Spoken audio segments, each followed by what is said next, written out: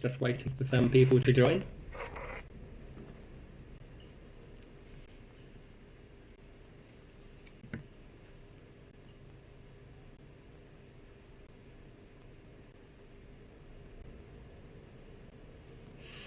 Might not be so busy today. Rachel is currently broadcasting her live stream from the rail side at the moment, so but never to mind. Hi Sam, thanks for joining. Appreciate you coming in. Oh wow, it's 4 people in at once. Yes, Sam, you are the first. That's exactly right. I'm just waiting for a couple more to join, and we're gonna open this package. Oh, cut me a address label out this time. That's clever. Hi Carl, thanks for joining. Gee, Grandad Tutor, I don't think I've seen you in here before. Welcome to the chat. Good, yeah, I am. Sam, yeah. I hope you're doing well too.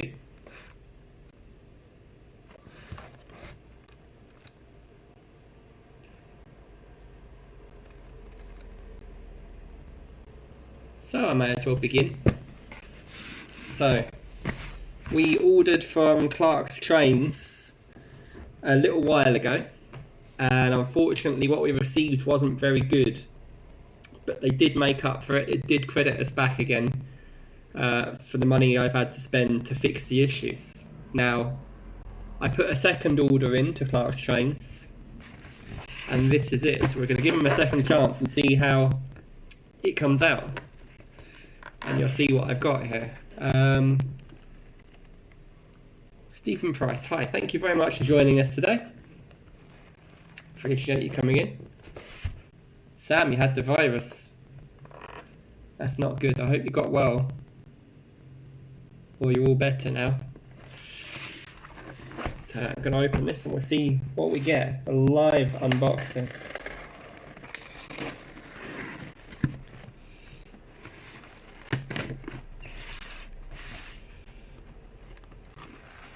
What do you guys think it is?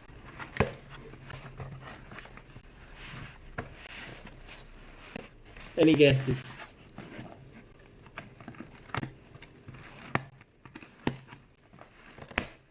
Apart from a box of this.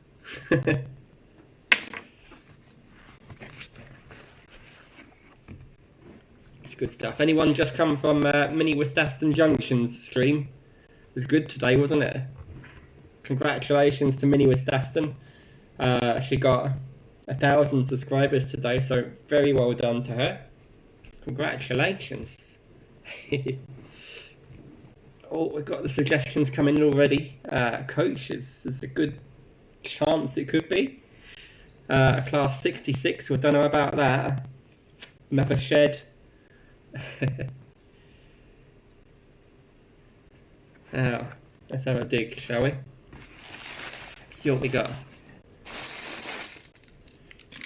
You're both not far off, to be fair.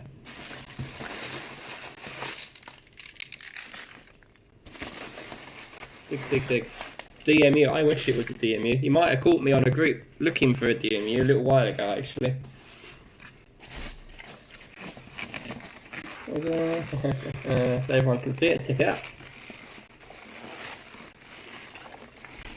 Got all the mess. And you still don't know what it is.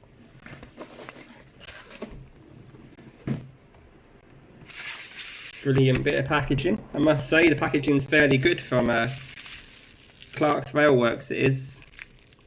This comes from, sorry, this Clark's Model Railways have their own little subdivision of like second-hand locos. They call it Clark's Railworks.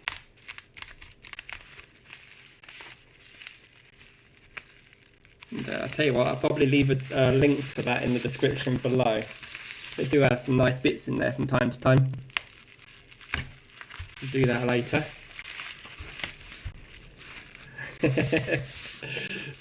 Do you have any idea yet? Can you see?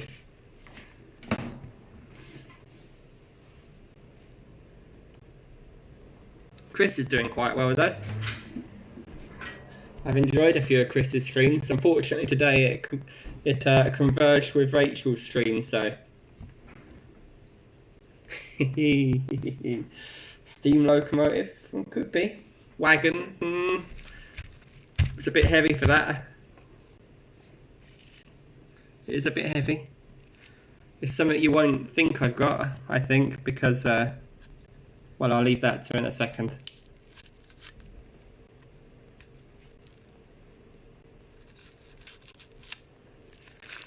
But you know it's heavy, so we will be giving it a run in.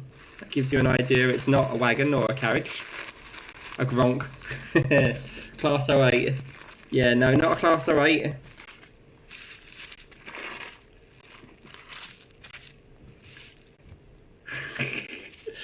Oh dear, I'm gonna go really slow. Keep on teasing. What was that in Jenny Kirk's stream that we've been posting? Gronkfest 2020. Hashtag Gronkfest 2020. That's what we need. But not today. Certainly is Dapol. Or Dapol, whichever way you like to say it.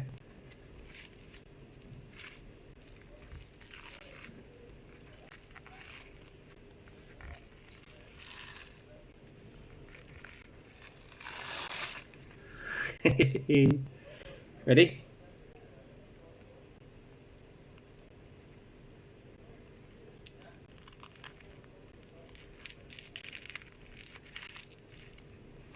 I bet someone can guess from that.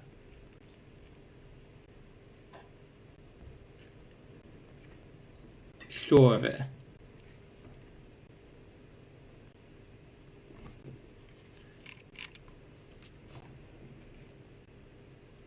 Oh, I am.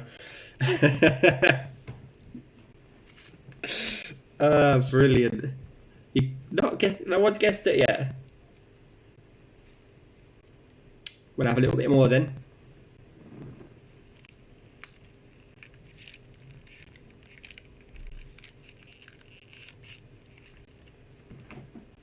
Engage for sure.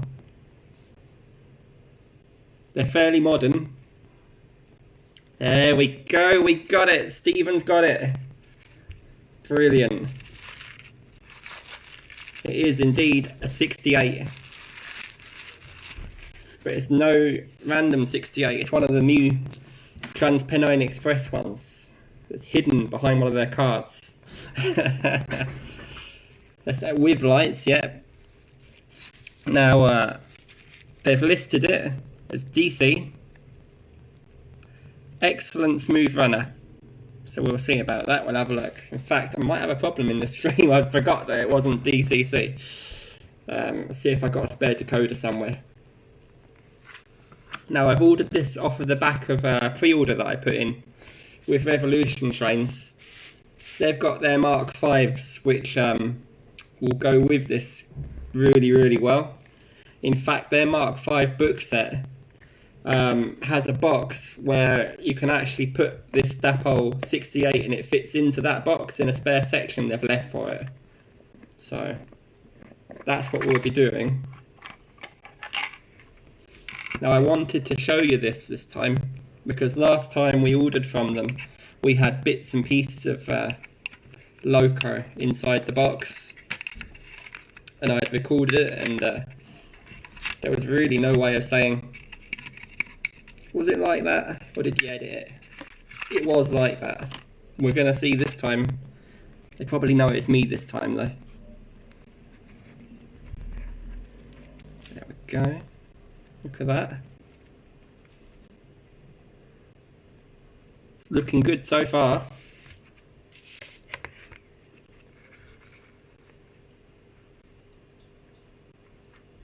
Gently does it.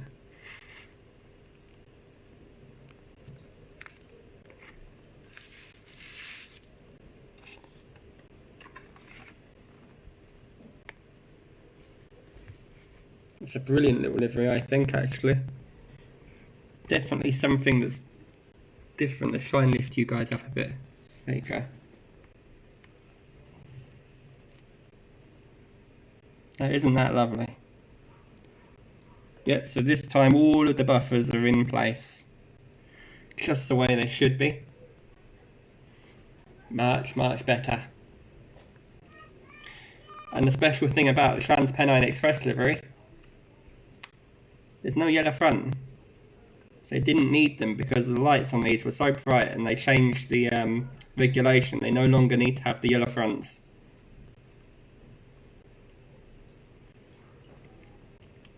Yeah, it looks to be in mint condition. Let's see if we can have a look at the instructions for fitting a DCC decoder. I didn't plan on doing this live on stream, so we'll see how this goes. Now this 68 didn't actually have a name. They haven't named this one yet in real life. It's just 68 number, I think it's 19. Yeah, 68019, so it's number 19. And we'll just see how we fit a DCC chip.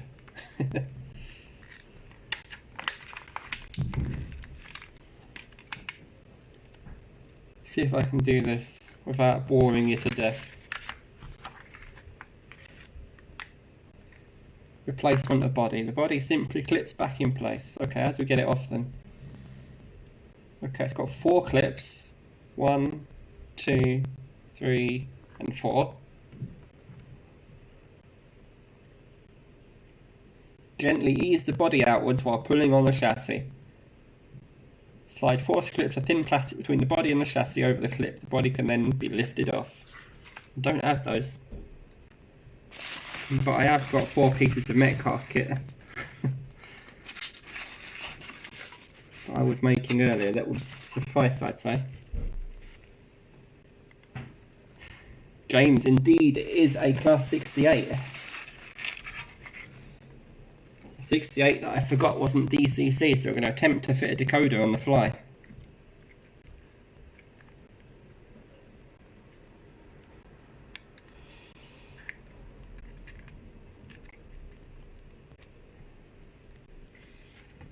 So we'll do like they said, poke a bit down the side so it can't clip itself back on.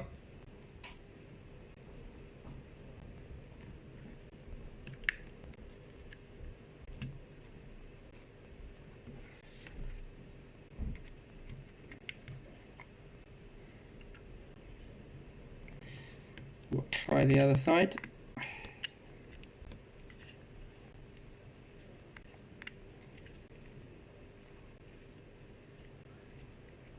The pressure's on, guys. Here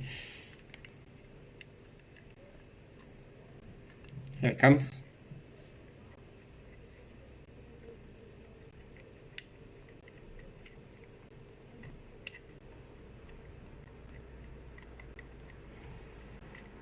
Never actually looked inside one of the new chassis, so this will be interesting. We can see what we've all got. James, yes, this is a new purchase. It was a pre-owned purchase. It's real tight at the top. It said it just should come off. I have indeed. We're attempting to fit a DCC chip to this.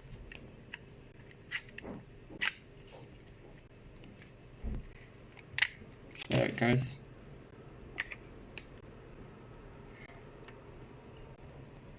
It's an X18 chip. I ain't got an X18, I don't think. Let's just have a look at it anyway.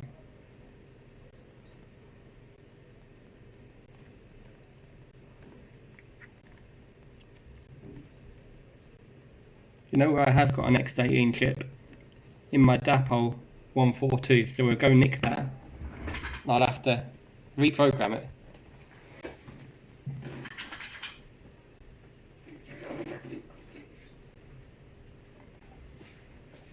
Here we are.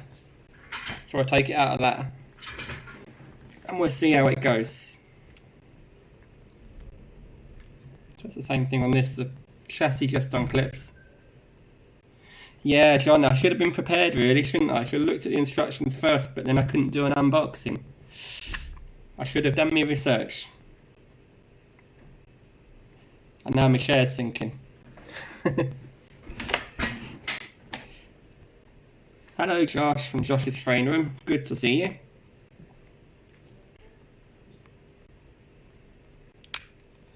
You can watch me struggle with this.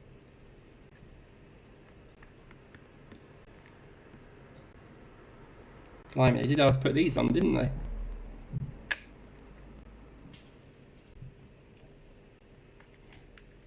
So get that down there really gently. I don't want to leave any marks.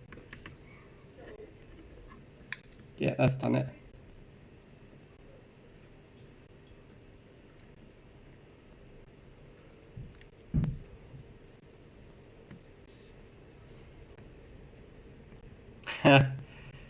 You hate Pacers, do you? I like the big windows they got. And when they had the bus seating, whilst they still have the bus seating, I ain't been there for that long. I like those because you can see over them and see across the carriage. You can see out ahead of what's out your window, if that makes sense. I did like that bit.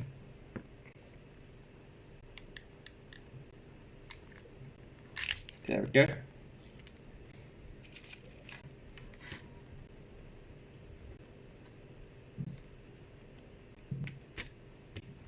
So I nicked that decoder and we're going to go stick it in this one.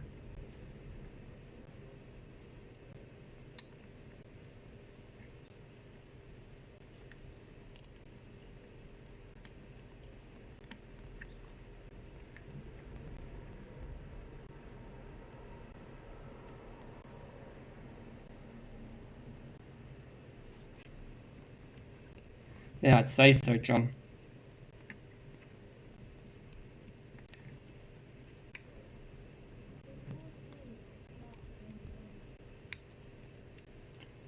There we go, it just clipped in. I'm not going to put the lid on it yet, but I am going to be back in a second. Give me about a minute, if that. I'm going to go get the laptop set up on the main layout, so then we can program it. I'm back in a moment.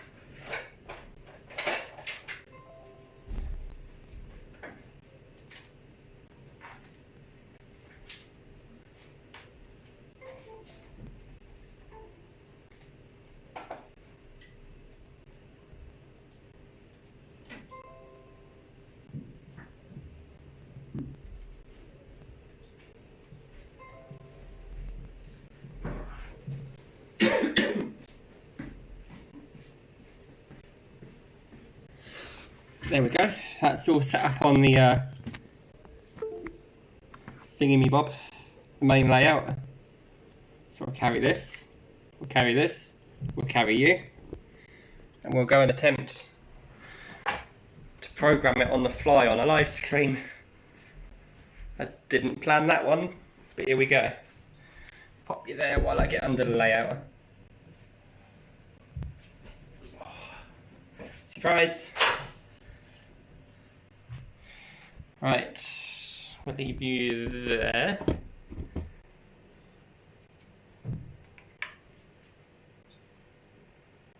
Pop that there. This is my programming track, this end one here.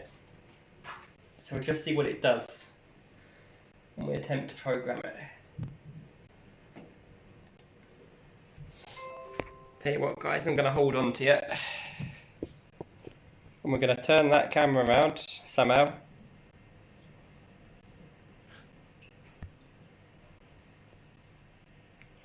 That one. There it is. And oh, everyone's replying to me now.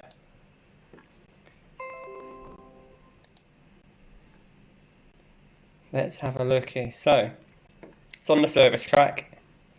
We're going to read. Which one's read? Is this read? I can never remember. That one's right, I think. This read. We'll try this one, otherwise we're going to program it. No load.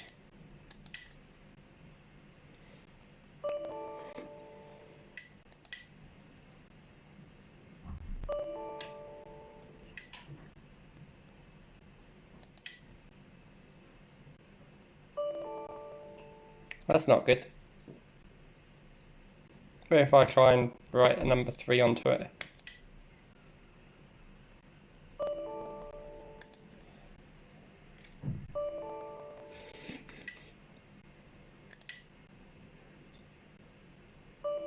Could we have dirty track?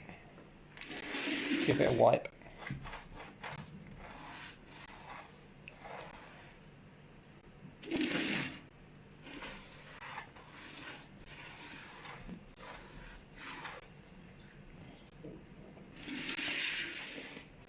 I'll just check it in a moment there, John. Try once more.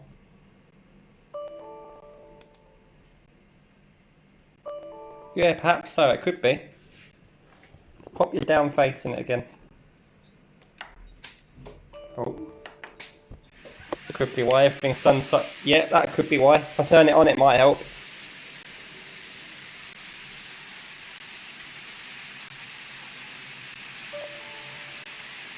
Nope, still nothing.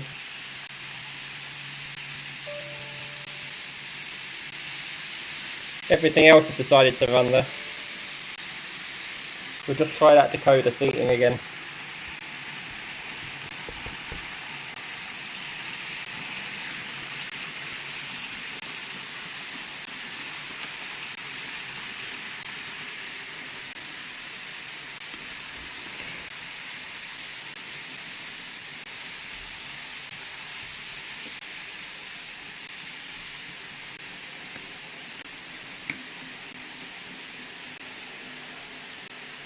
Could we have a faulty decoder?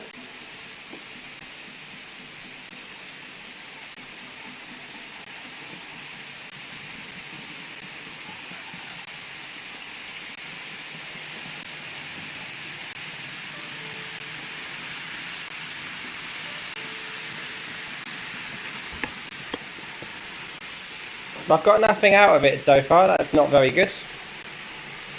But again, it could be my decoder, most likely is. Hang on guys, we'll just try another decoder, I'll go get another one. We're back in a second.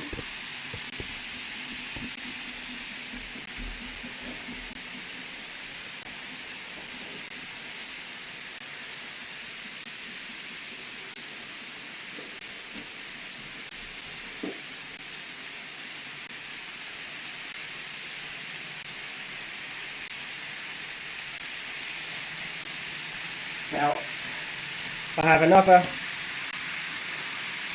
Dapol pacer.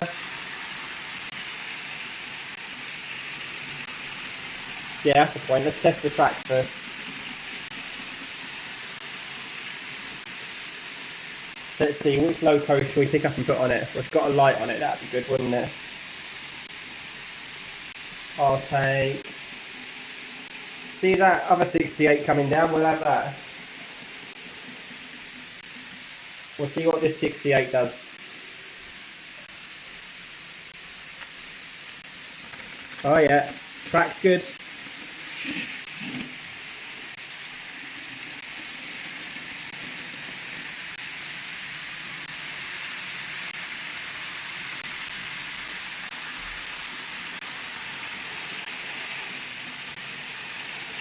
We'll send that back on its way again.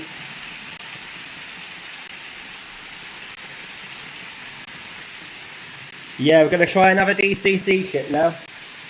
I can't remember if this was a 6-pin or a next 18, but we're just going to find out. So that's a 6-pin, that's no good.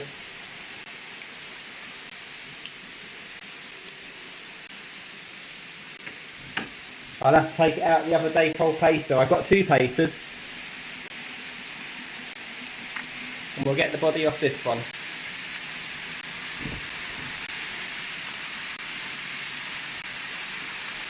Let's help if I had some fingernails. I've got no fingernails. Here we go.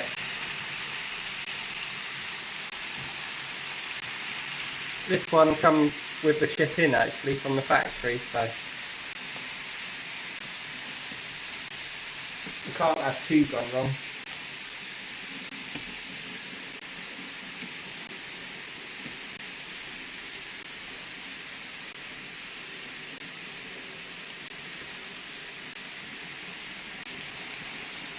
Oh, yeah, there we go, got lights on. It was the ship. Look at those lights, aren't they brilliant?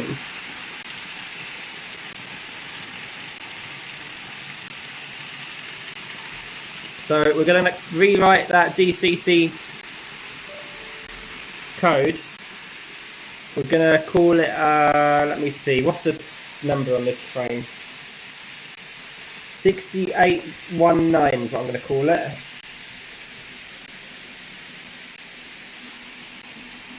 I'm going to get a 4-digit address, so I can call it the class followed by the number in the class, you see.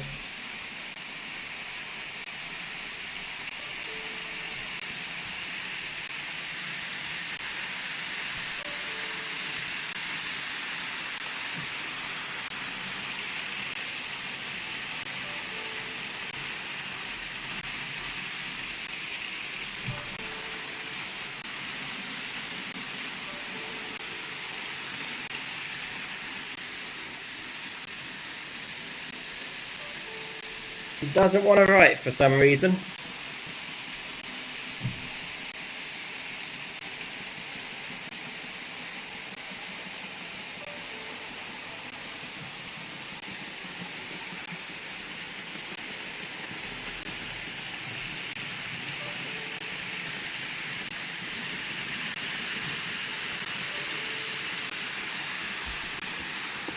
So even though the lights are coming on, it won't load. No load. We'll try and read it instead. No load. Interesting. We are programming on the service track. Yeah, we close it down, try again. Bye. Hello.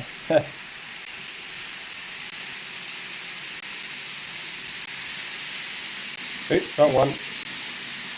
Program track.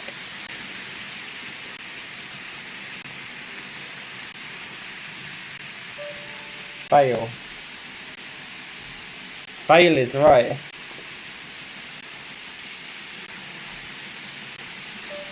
No load.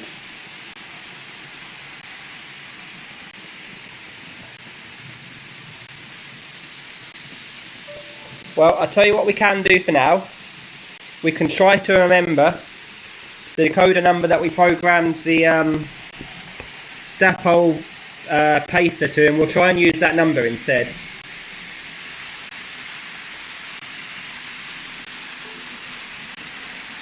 So we'll attempt to do that.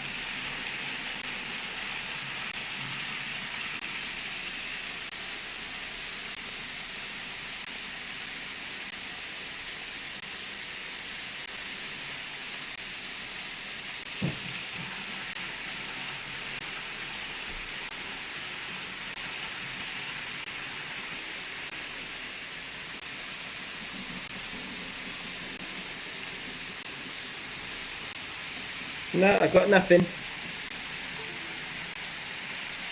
Absolutely nothing. That's interesting.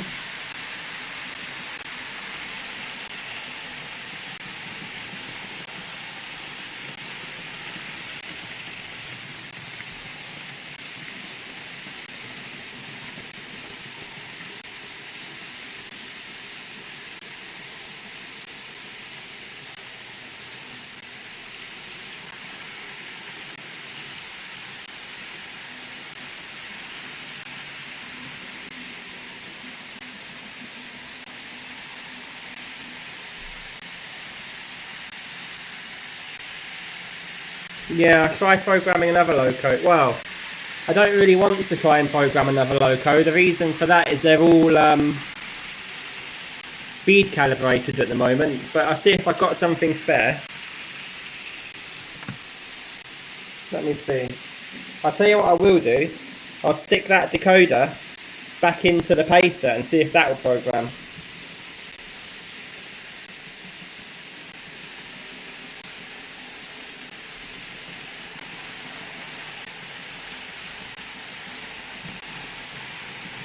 because we know that chip should be working because the light's on. See you later, Josh's Train Room. Take care. Thanks for joining us.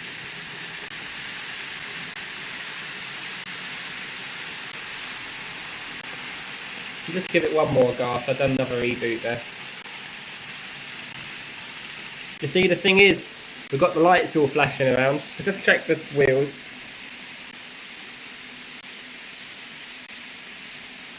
Yeah, they're fairly clean.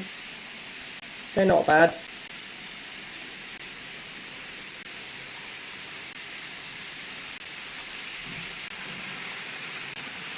All the lights come on and they don't flicker when I push it along.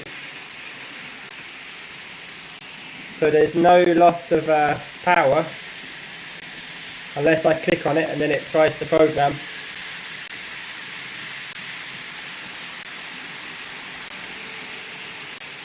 So I wonder actually, if I put that now to number 3, I wonder if it actually did program. That would be interesting if it did.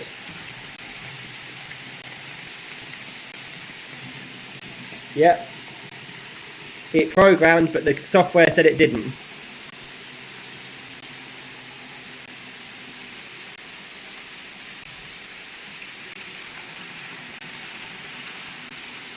And now it won't stop.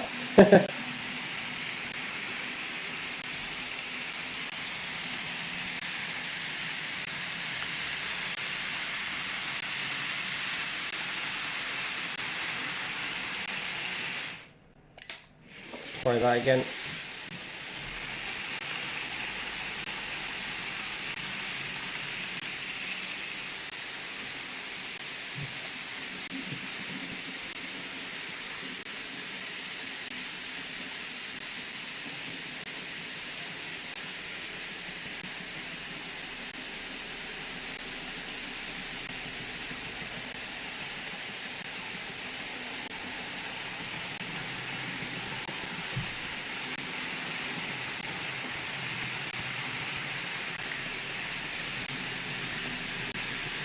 I'll try and do a CV read, as you say.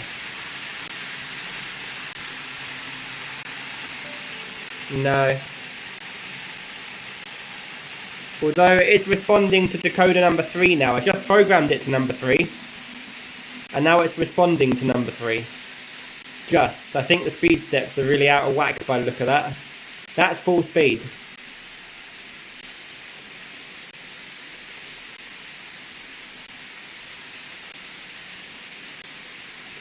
And when I turn it off, it don't stop. I've turned it off and it's still going.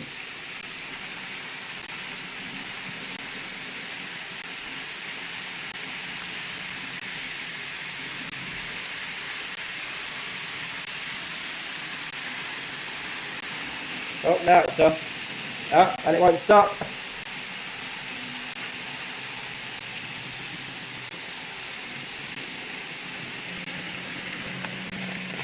Yeah, I have no idea what's going on there.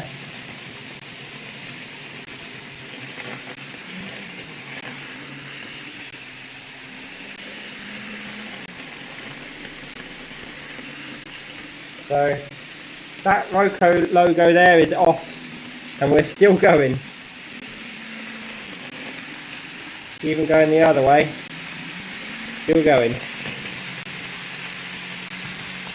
Let's turn everything off and try again.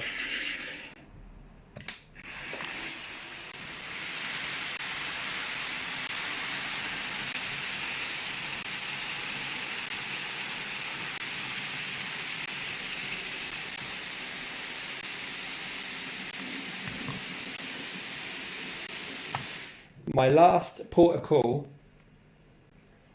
could be a second decoder that's not working. It could be these dipole units keep blowing them. They have done in the past. They're on their second one each. And they're the only units to do it on this layout. So if I get the other 68 and try that one, which should be programmed perfectly for a 68, I'm going to use that DCC decoder. We'll see if that's the issue. So could it be that both of my dipole pacers have again blown their chips? In fact, I even once sent one back to Hattons for the same reason. So we'll just take the one out of the other one. And just working the body off of it now.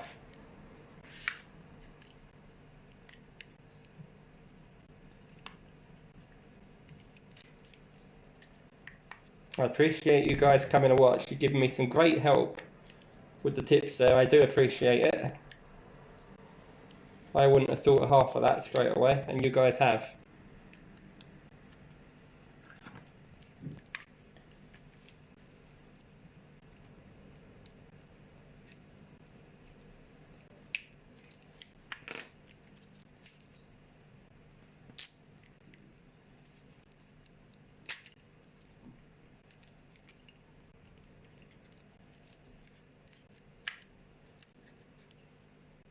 So I'm going to have to go get a couple more bits of cardboard to stick underneath the chassis so I can get that off. Oh.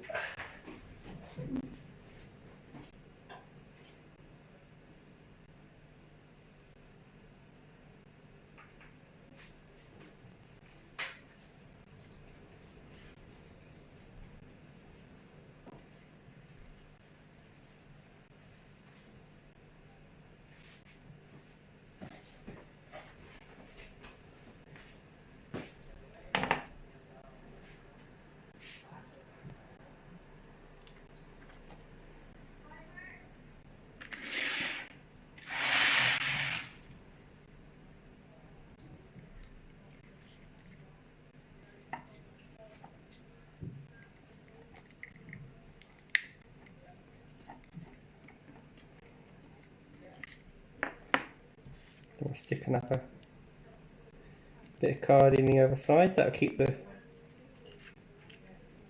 clip from coming back down when I try and get the other side off.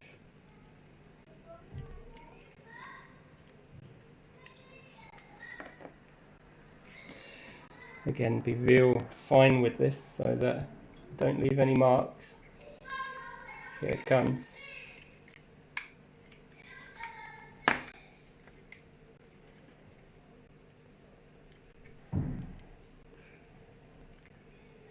Oh, my card disappeared. It went inside it.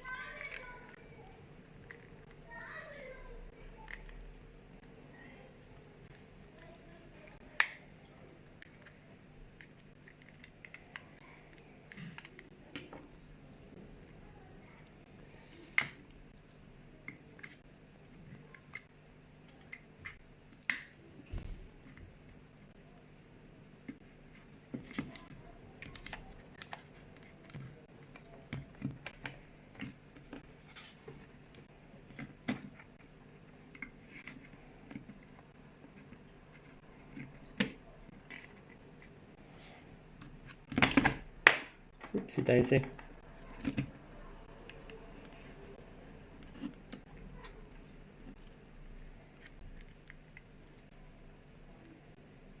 Blimey, they're well set, aren't they?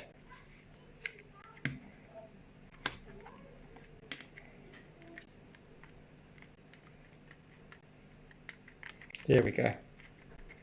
Body's coming off now.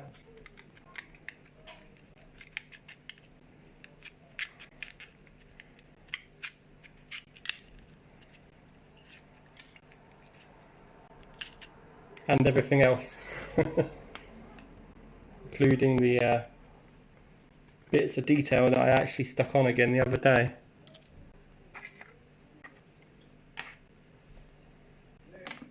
But anyway, now we're that far, we can at least try this clip. And we know that's guaranteed working. You've just seen it work a second ago. In there. Clip. Let's see what happens. Well, let's first, before we do that, stop that loco. There.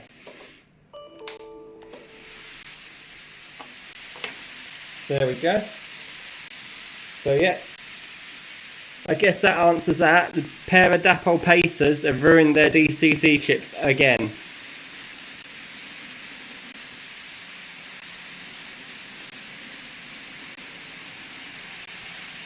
And now we have a perfectly running 68 there. I'm going to reapply that body shell.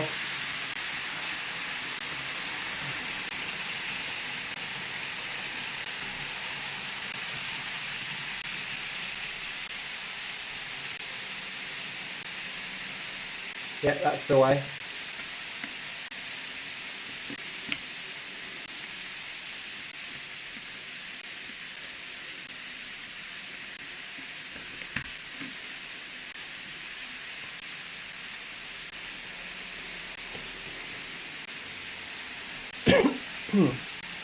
There we go. We have a lovely, oh, that is brilliant, look at that.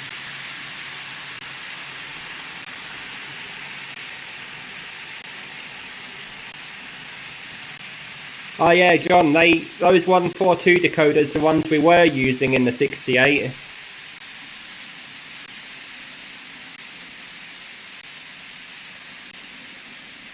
I'll just try it in the other one, see what it does. The Heritage line, have you joined me? I just saw you there, yeah, brilliant. So what we've done, this is a new purchase, the 68 there, the TransPennine Express one. I forgot that it wasn't DCC, so I just installed a DCC chip. The DCC chips that I got appear to be faulty. We're just double checking that to see whether that is the case. They come out of my 142s, which I haven't used for a while, but they keep blowing their chips one after the other. The pair of them. I got two 142s. So we're just having a look at that now. I'm just going to put the other chip, as John suggested, back in this one, the one that we saw running, to double check, see whether that is the case. This one we have programmed to number 3.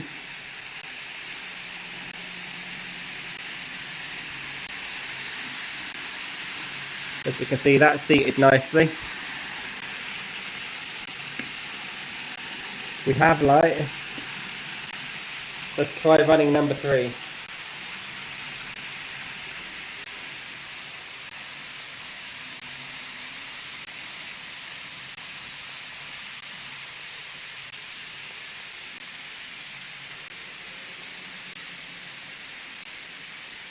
There we go again.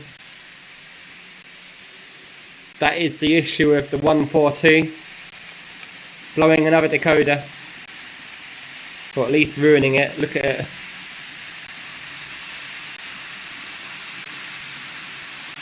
So it's blown one of them. And the other one's just useless, so. Which brand of decoder are we using in the next 18s? Well, the one that's in there is a Dapol default one, so I guess that's like a Soundtrax one. I have this one here that come from that cheapo company. I should have expected that, really. Lay's DCC. Don't know if you can really see that. Focus, there, it's focus.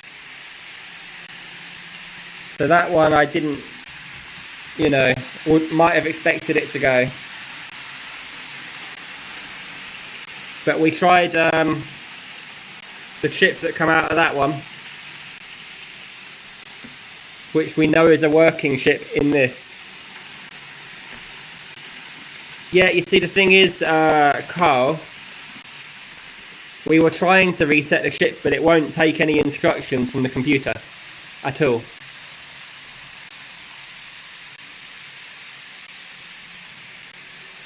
Which is strange. But I think we're just going to bin those chips and get some with Railcom enabled anyway. So at the end of the day, to me, it's nothing lost in that means. We're going to replace all of our chips eventually with Railcom enabled chips. So going back to this one, the programming on this, 6834, as you can see, it now runs lovely. In fact, let's try some of the features. So, 1, 2, 3, 4, 5. There we go. Let's see what they all do.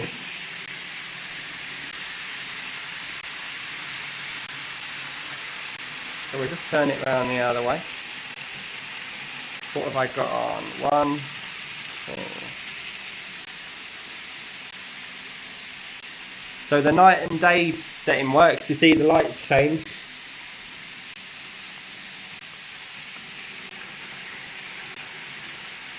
They get dimmer and brighter. We should have a cab interior light on the other side. Let's see what happens when I turn the buttons on. Is it number 3? No. Is it 2? No. 1? No. 4. Oh, there we go. Number 5 does the interior lighting.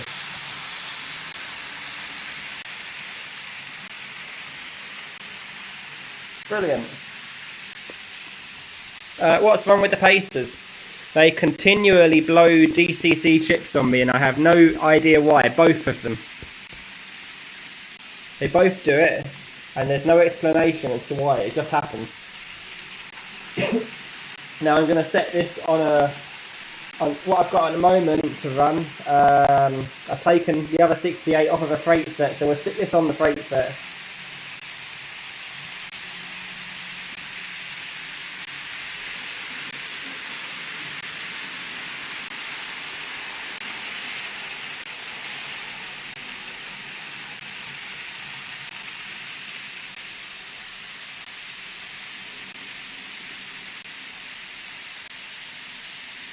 And we'll see how that gets on.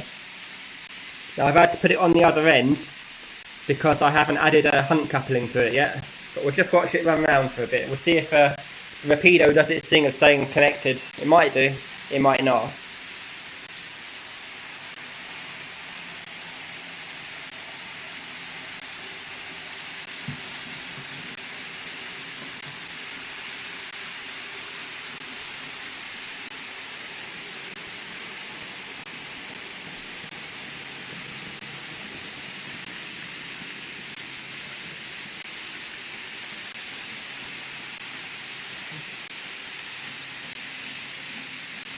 There we go. So it's working. Working well.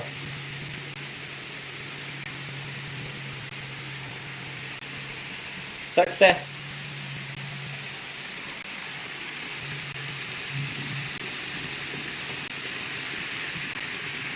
And let's give it a speed run. It's actually running a lot better than my other 68, but then that's got a split gear at the moment. That's it on full whack. So that overtaking a HST with some cargo wagons, of course.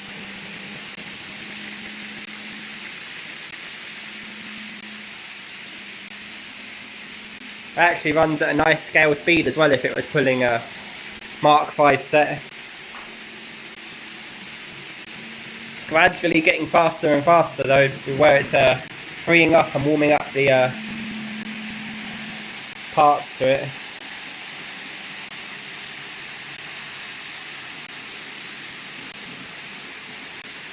Yep, so I'm impressed with that, that's very good.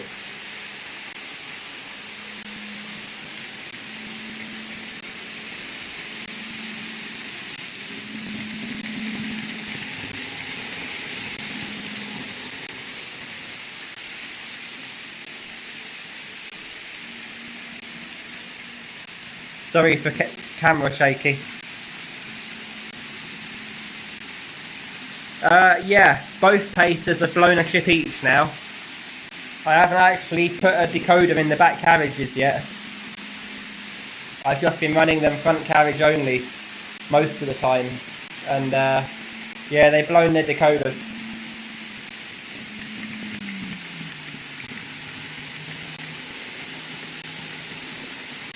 And as I say, I have zero idea why they do that.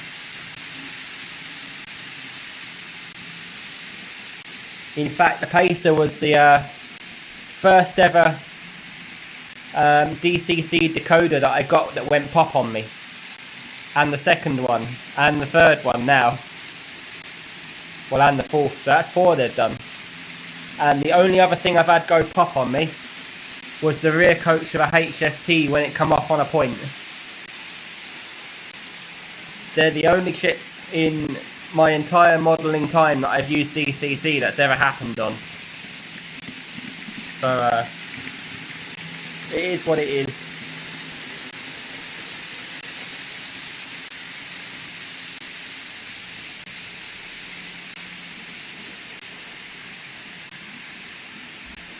We'll have to sort that out one day. The Heritage line, yeah, I absolutely agree with you now.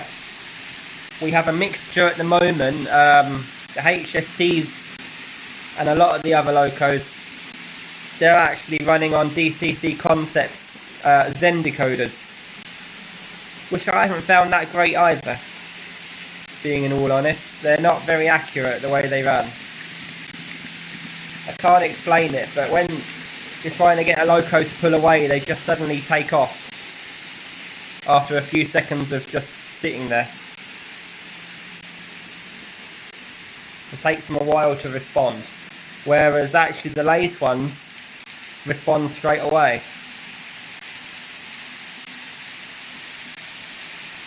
But I hope to fix all of that by getting a load of lens decoders.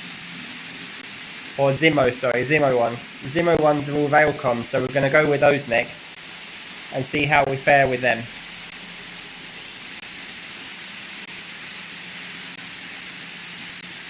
But there we go, guys. That is the TransPennine Express 68 unboxing. Today that's gone really well. Well, I say really well, considering how unplanned it was, that's well enough. And now we eagerly await the Revolution N-Gauge Mark V set to arrive when they produce them. So they're a push-pull set, as you've probably seen, the Scarborough to Liverpool set, which is completely out of my layout setting. It's set nowhere near that, but I thought they would look so great I ordered them anyway. After all, the channel is Rule 1, and Rule 1 does apply.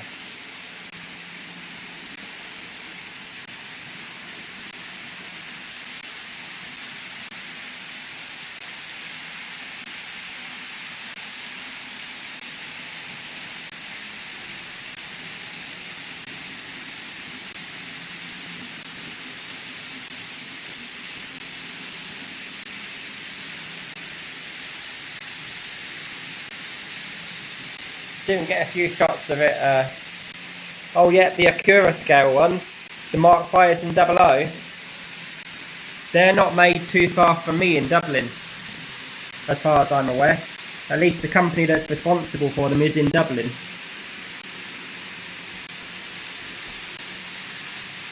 There we go, we get a few shots of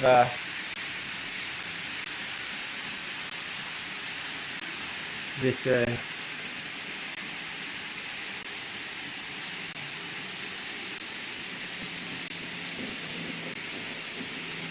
there you are.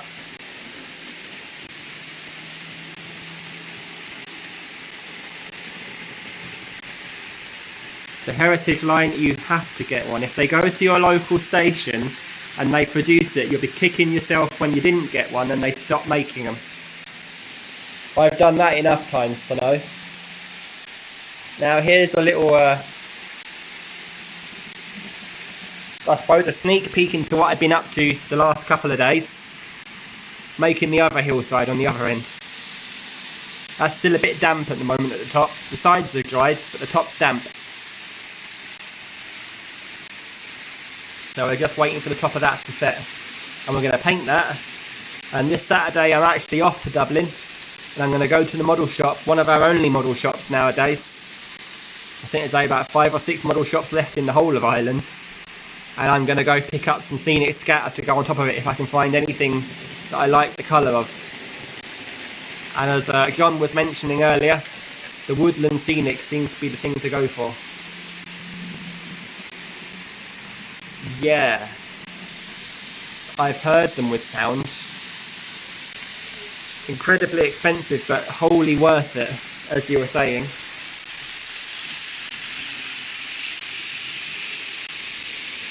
I've ordered the Class 321 London Midland with sound, and I've ordered, well, I'm going to order, I should say, the Pendolino from Revolution in sound. Now, John, I know you said they were a pig to run,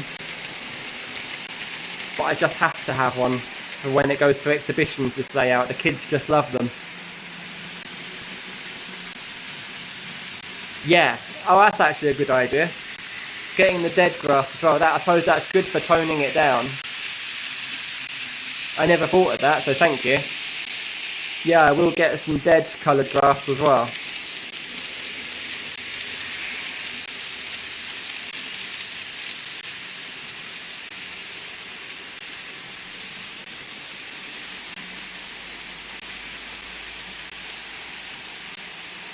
I can't wait to get them applied, actually.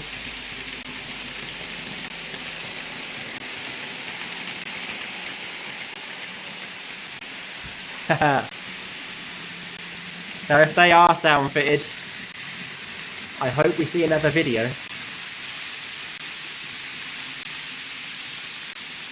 You're getting all my demands now. Still, I'll set you on the bridge. Will the camera stay there?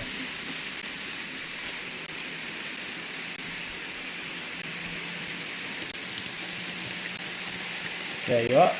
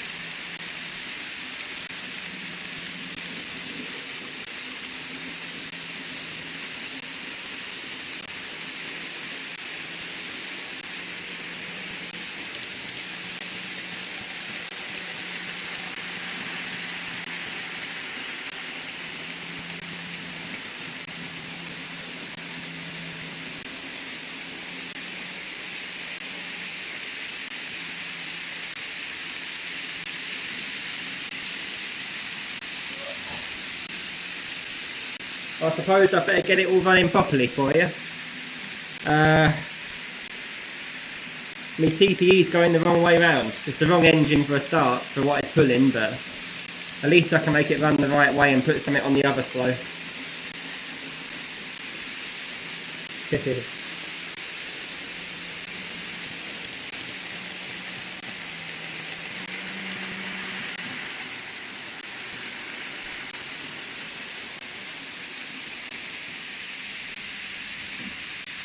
So I need to hide that wagon on the end here. It's got a hunt coupling on it and I don't have that fitted yet. So stick that on that end so it's running the right way round. Oops. There's only a coupling on one end of these for the detail. I forget about that. And I'll stick this on that end, or bury it as they say in the railway plans.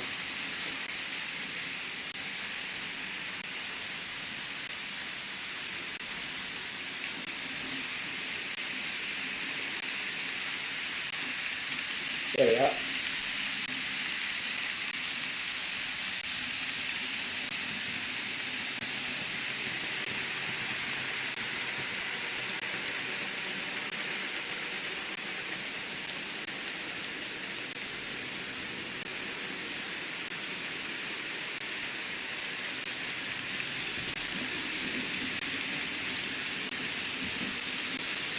There we are, we have the 350 running as well now.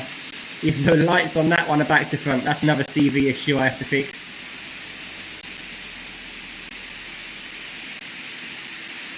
Yes, actually, John. It'd be an interesting test to see whether your if you have a booster unit or not, or whether you're running it off the main command station, whether there's enough amperage to run all of your sound locos.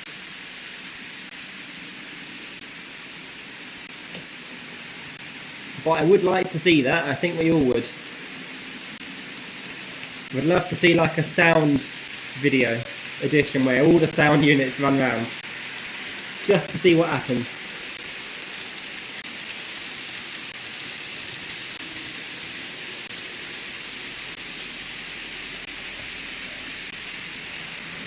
I'll move you up here again.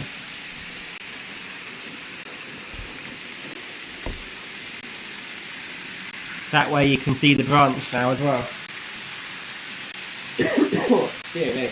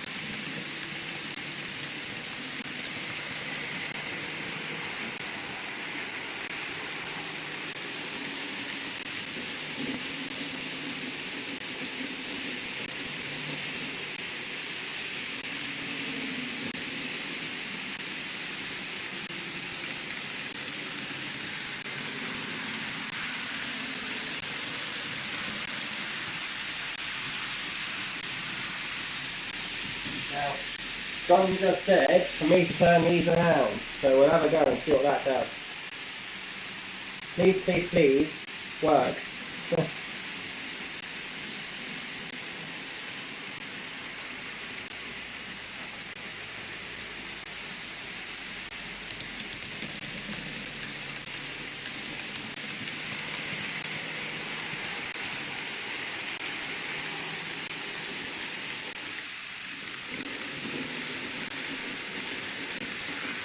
I think that's what you meant to say for me to do, John. We'll just see. I'm just moving you over so I can see the comments.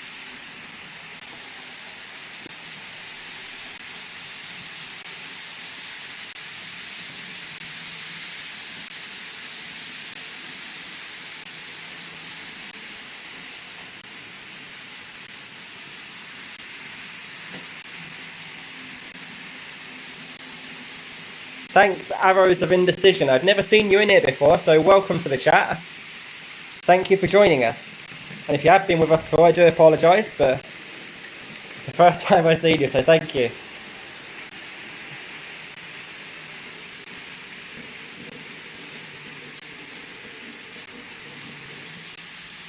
Yeah, John, I just switched the decoders around on that 350. Not the decoders, sorry, the driving cars. So I put one up one end and one up the other end, swap them round, and we'll see if that makes a change. I think that's what you meant to do. So I tried it and we'll see what it does. Right. Has that end got a white one? Or is it red? It's white. Well done, John.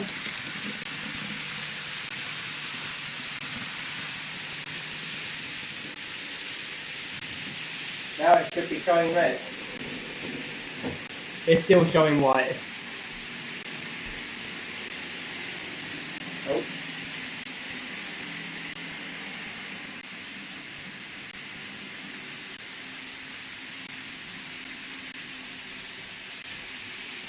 The Rapidos have struck again. That 68 went all the way around and smacked the back of the carriages.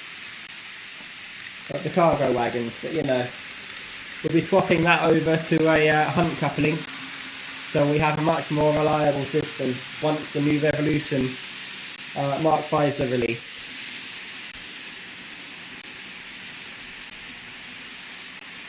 So I'm just running some trains now just for you to watch. Yeah, John, both ends are white now. It's actually just coming round again, so you'll see it in a second. Oh no, it's made a liar out of me. It's gone red now. But it was white a second ago.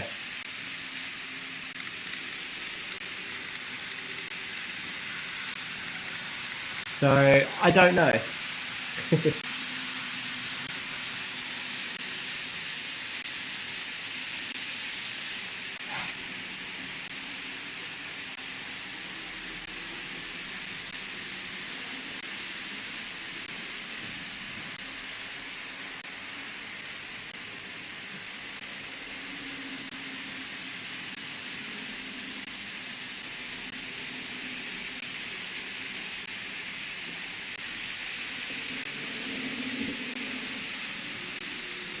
We'll just try it, give it some reversing in the platform, see if it changes colours. See what happens to it. So we'll go the other way now. Should be white, yeah.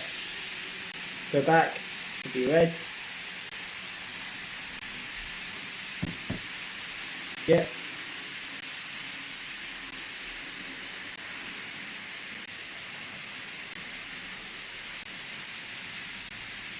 Yeah, thanks for that, John. I appreciate that. You saved me ages of headache there.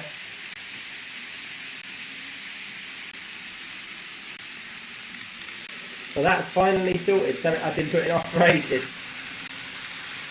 These live streams worth it.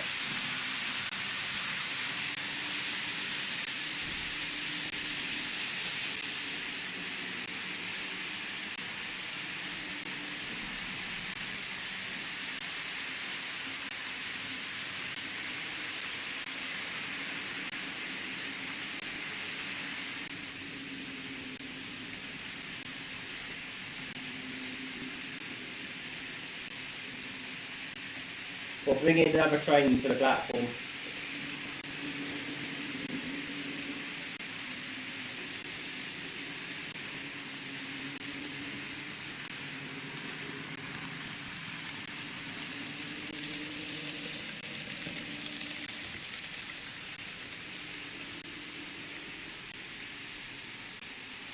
There you are. Something else to watch.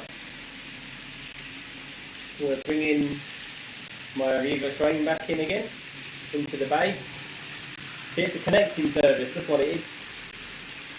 They're connecting to go to somewhere in Wales. And I'll take that 150 and back out again. There we are. This must be like at Bristol area at the moment until the London Midland come back. And then I don't know where it'll be. Gloucester, maybe it's Gloucester or something then. That's sort of close. Oh, I've run the train over the point that's set against it. That was clever. There we go. This is why I have it all automated. I know what I'm doing then, because the computer's doing it and I'm not. Just moving the camera again so I can have another look at the comments.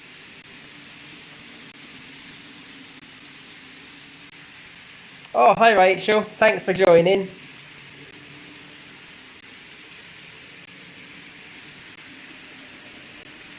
Yeah, John, so as I say, it's all working fine now.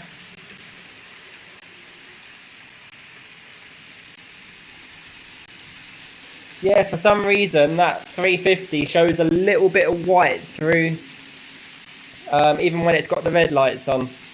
I think there's some light seepage going on there. It's seeping through the paint, which is a shame, but that's something I have to deal with there.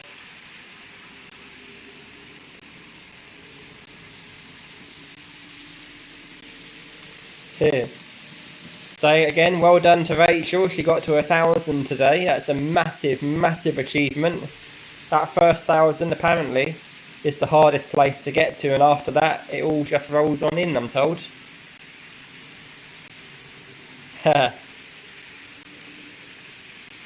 Rob's Model Railways, absolutely. We come to play trains today. So we did unbox a 68, which is, it's still got its Rapido coupling on at the moment, so it likes to let go every now and then. I'll just get it running again so you can see it.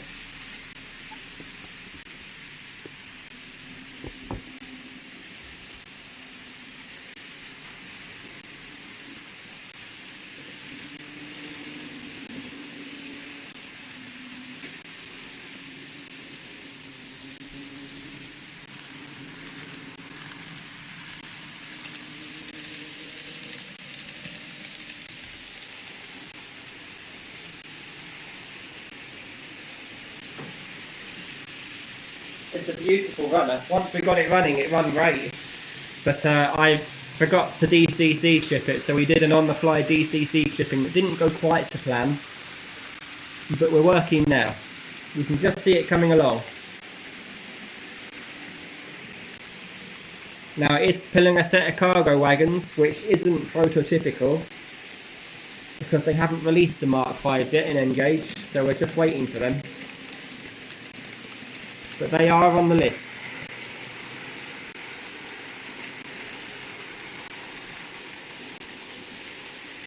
And they are coming. The order is in.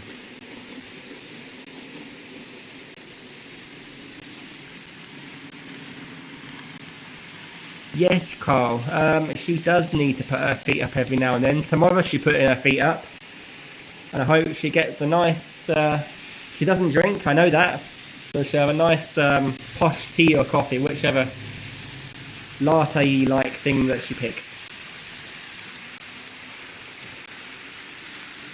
Right, let's get another train running. Get that HST back out, shall we?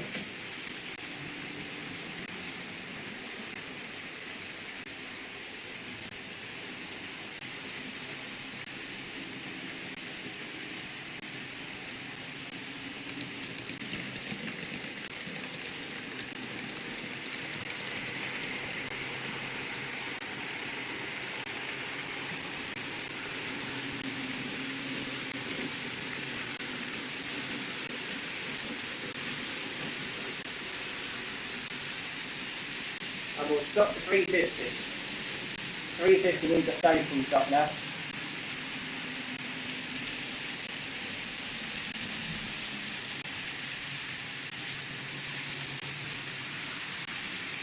Whoops, baby.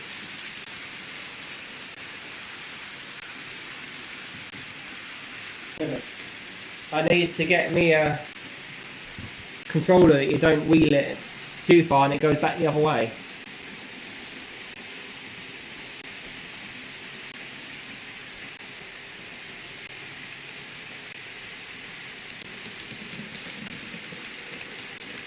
Yeah, that's it. Nice ice cream and a cold drink.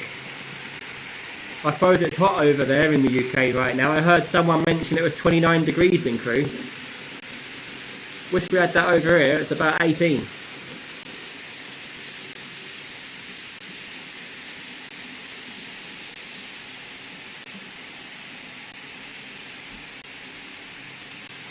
Hello everybody, there's 15 in the chat now, so welcome to my channel. Thank you very much for joining us today. So we just unboxed a Class 68. It's currently pulling around the Raker cargo wagons. So the 68 is the Trans-Pennine Express liveried one. Oh, have I got a thumbs down? Ah well, thumbs down fairies are back at it.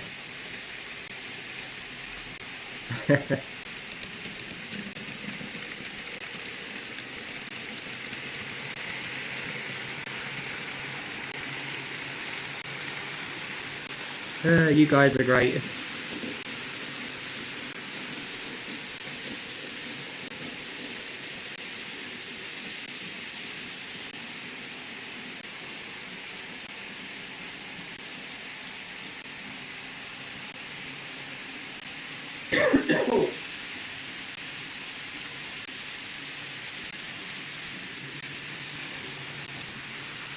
Yeah, so as you might have heard, I'm English, but I actually live in Ireland. So I'm based down right on the south coast in a place called Waterford City. In fact, I'm a little bit further south than that in a little town called Tramore. And bear with me.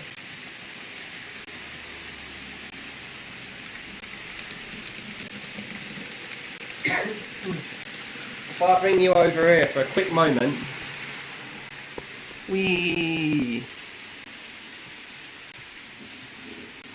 That's how close we are to the sea.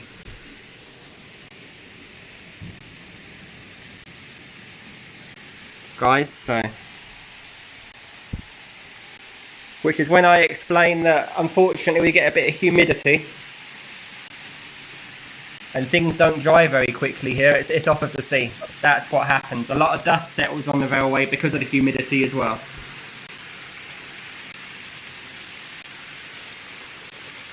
Thanks for that, Stephen Price. I do appreciate that you had a look at the casino model railway and journey.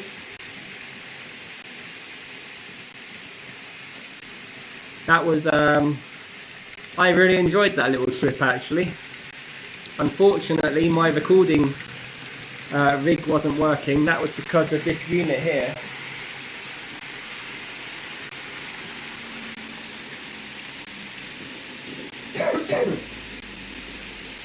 I record on one of these when I'm out and about with a DJI Pocket on top there with the old Rode microphone. My DJI was plugged into this unit so I could move the plug to one side where the this comes out at the bottom, you see. This Ulanzi unit stopped working, so I didn't get hardly any sound. So we've changed that and we're not using that unit anymore, and we'll always get sound now.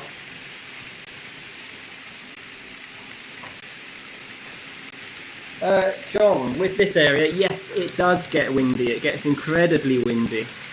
We're right on the corner of a building here, along the main street up to where the main town centre is. So the wind sort of cuts in across that bit.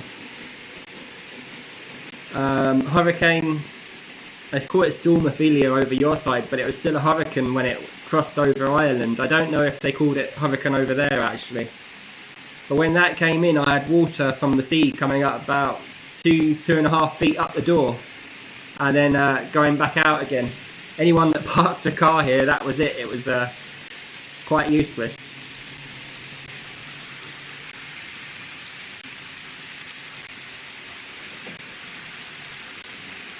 So I say, it's a nice place, but it don't make modelling that easy. Rachel, you see that 68 coming along on the right there? That's what just got unboxed.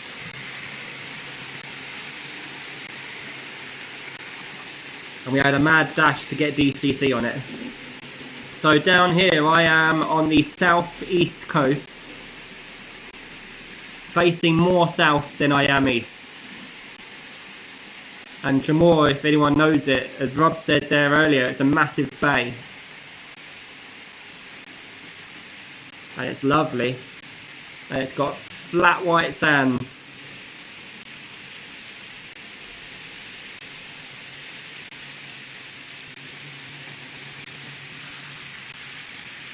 Yeah, that's it, the sunny southeast. Not very sunny though. No, not far from Cork. It's about an hour and 20-minute drive. And by Irish standards, that's next door.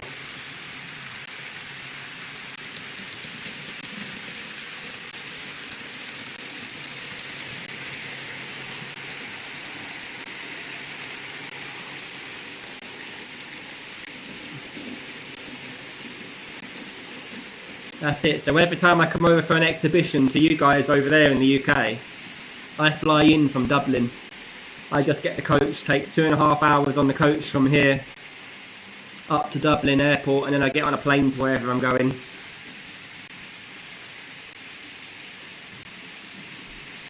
So Whalley is a brilliant exhibition for me because it's based on the same premises an airport is. And Model Rail Scotland is great to get to. That's not far from the airport. Hi John Dawson, that is. Thank you very much for joining. We've got John Warner and John Dawson today. I'm just going to go get that 350 running again. And we'll stop something else.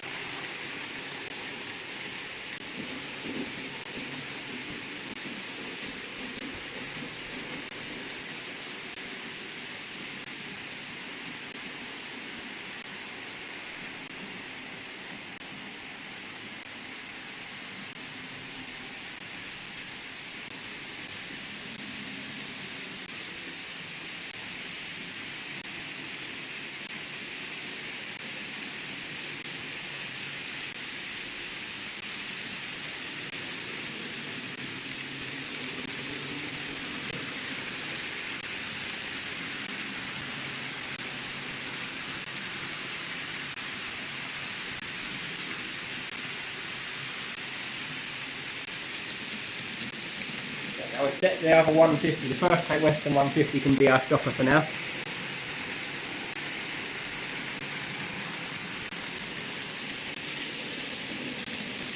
No, I haven't exhibited there, but I do go visit when the shows are on.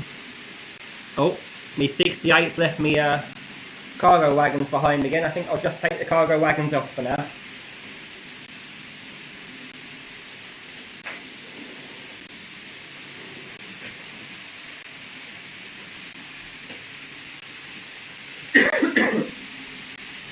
I did have a show invite this year for this weekend that's just gone, and that was the International N-Gauge show, and that was for my smaller layout, Sarum Town. But as we all know now, that's not going ahead, and they've pre-reserved me a space for next year, so hopefully we'll go over next year. I'm trying to persuade them to let me bring this instead though. This is far more impressive and I'll have a bit more scenery done by then. In fact, this layout is specifically designed for exhibitions. I just want to show you this.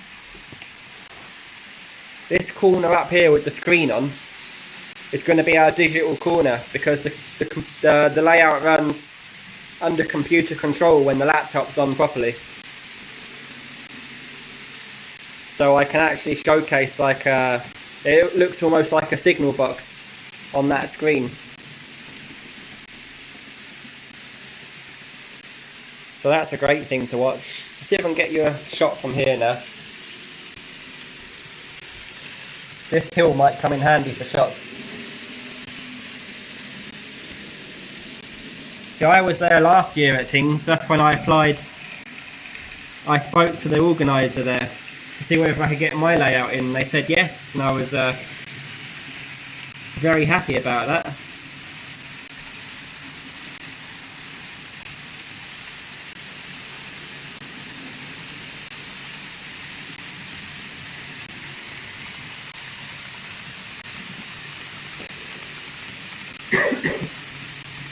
But believe it or not, as I keep going on, this layout fits in a car, so it was designed to fit in a car for that specific reason.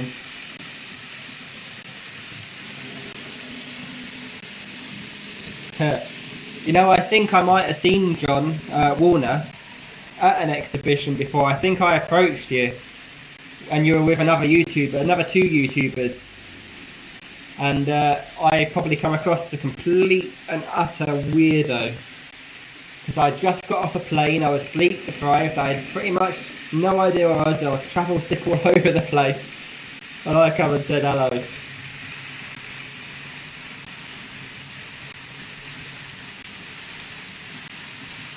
It was outside the venue, out the back of it as well.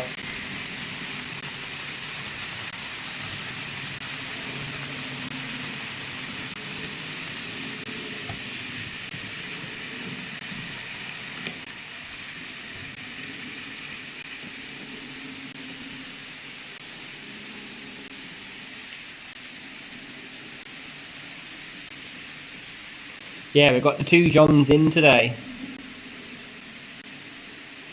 So Hornby are looking to go ahead with their What is it? I think it's the one in Manchester. Was it the Great Electric Train Show? I think it was something like that. But we'll see whether that goes ahead or not. If it gets cancelled, we'll be watching. They haven't sent anything out to say it's cancelled yet. That's in March next year.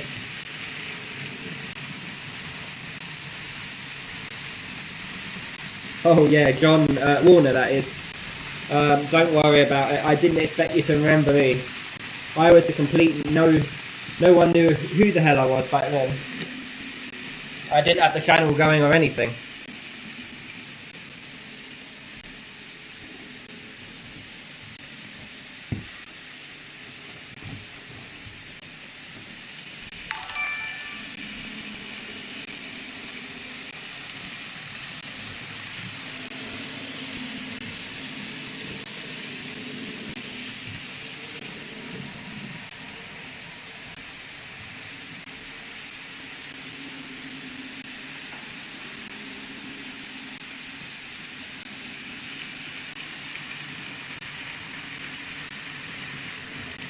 Yeah, Rob. Sorry, my chat wasn't rolling up for some reason. I've missed a load of comments, so I'm just going to have a look at them quickly.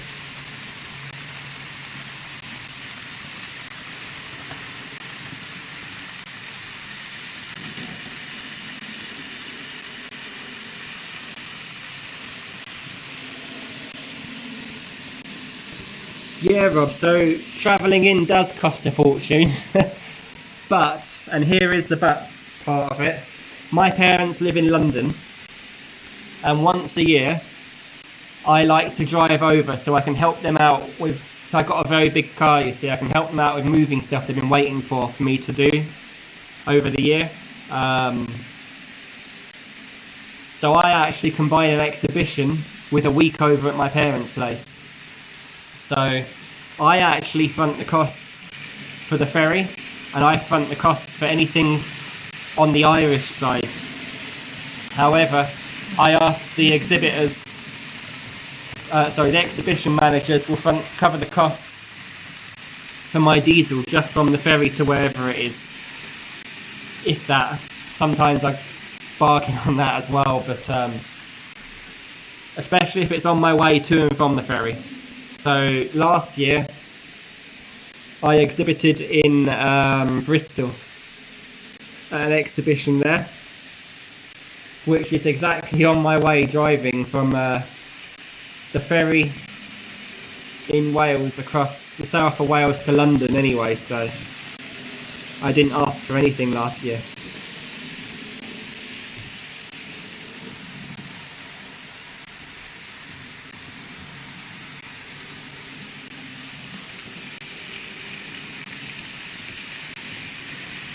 James, yes, I do have some wagons for the 68. Sorry. But only for the 68 in DRS livery. This TPE livery one, Trans-Pennine Express, would actually only take Mark 5 carriages in real life running. I have been running it with the cargo wagons earlier, but they keep disconnecting. So I've taken them off for now, because most of my stock is fitted with hunt couplings to stop that from happening, and those partially aren't, so they keep getting left behind and we having smash ups, so I'm leaving them off for now.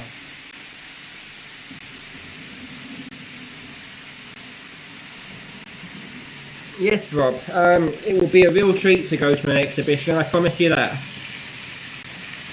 You'll definitely want to bring a good camera with you,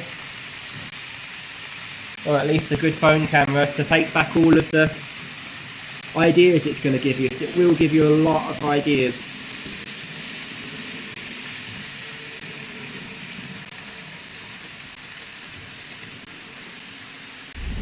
And that's where I go wrong. I have ideas for everything.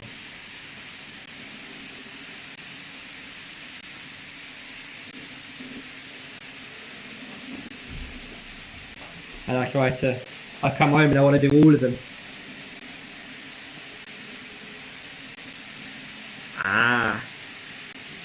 I might have to ask you to be taking the photos then, Rob.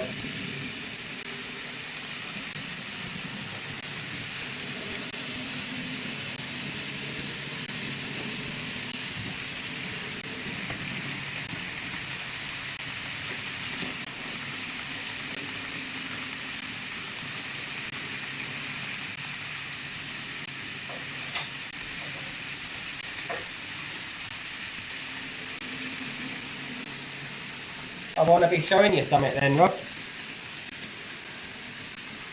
I got this DJI camera, and it's absolutely great for railway modelling and taking photos, and the reason is, if I can find it, whichever way it is on the menu. We don't remember. There it is. It's got tilt lock. You see that there?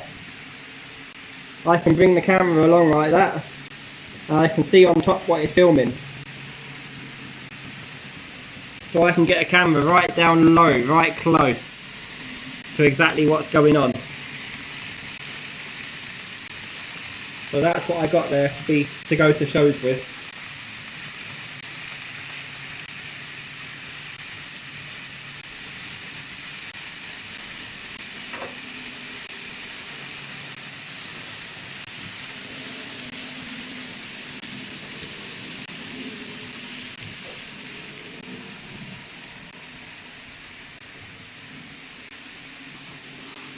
Yeah, that Braunton was great. It was carrying just a support coach with it, which was very interesting to see.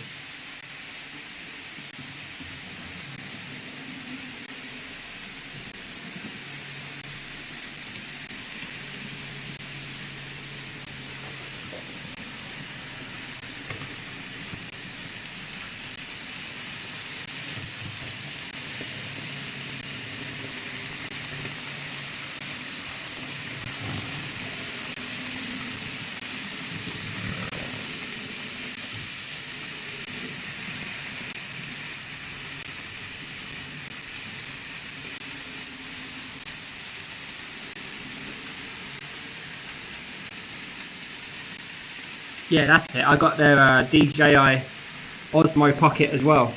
I got the original one, and that was brilliant. That was. The James, the HSTs were made by Dapol, and you have to. They're great and all. They're great detail, but I'm going to let you into a secret with them. All of them. The engine ends at each end, they ride up high.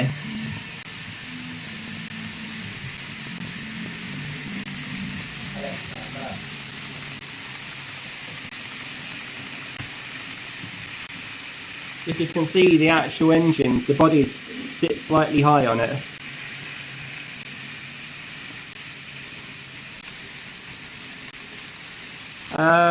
Yeah, Piccadilly, I have.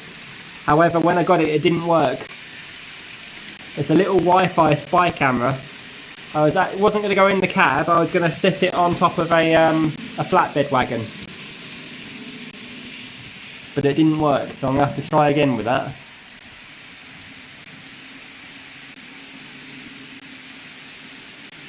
Do I have any A3s or A4s? Says James. No, I don't. I do have a standard 5MT, I have a 4MT, and I have City of Birmingham. I think that's like a Coronation. But as of yet, that's all I have that's DCC and N-Gauge. And I have those for my Steam specials. I bought a rake of Bresley coaches.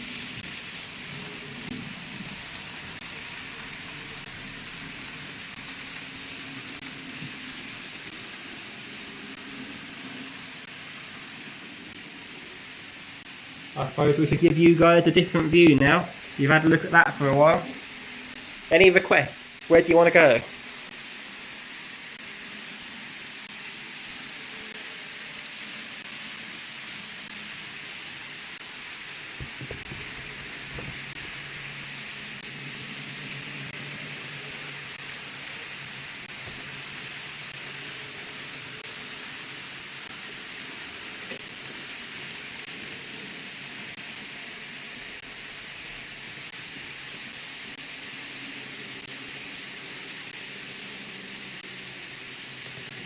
Brilliant.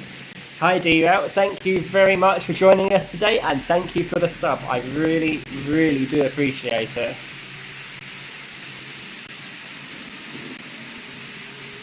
It's all the subs that give me the motivation to keep on going. absolutely. Let's see, the Heritage Line, that's a good view. I agree. I don't know if a lot of you have realised, I did do some videos earlier, my curves are super elevated, so they actually tilt the track slightly inwards towards the curve. So it gives it the same effect the real life ones do. When you see them go around the corner, you see them lean slightly. That happens on this layout too, which was an absolute pain to get to go across the baseboards, but we got there in the end. What size is the N gauge? Says Belmont Junction. This layout is 14 feet by 6 feet, and once it's folded down into a transportable stage, it folds down to 4 foot by 3 foot by 2 foot sort of cube shaped thing. So it'll fit anywhere basically, it can go anywhere. Grandad Choo Choo says, do you have any class 47s? I have a 57. It's close, it's a reworked 47. But I don't have any DCC 47s. I got some old DC ones, and for those, there's actually a little snip in one of my videos that I published a little while ago, maybe in the last couple of months. I have a surprise DC layout that none of you know about. So sometime in the future, I'll have to show you that one. I tell you what, when we get to 1,000 subs, we'll do a Rachel here. We're going to get to 1,000 one day, but I will show you the complete ins and outs of that. How about that?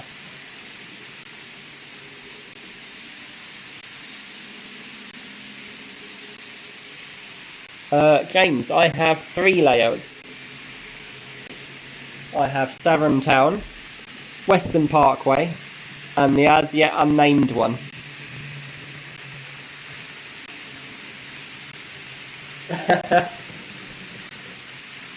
Yes, Rob, it does. The illusion is there to make it look a bit wider. It is.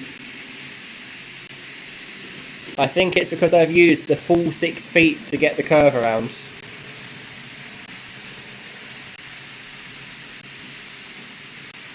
You see? Yeah, everything on this layout is N gauge, James. The Heritage Line, yeah, I hope you mean 1,000.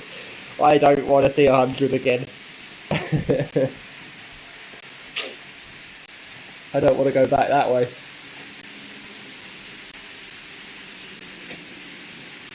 I done my starting off and all my hard leg work back then.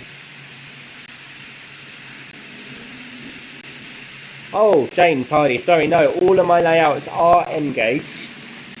My parents, I built them a garden railway in 00 gauge and in G gauge.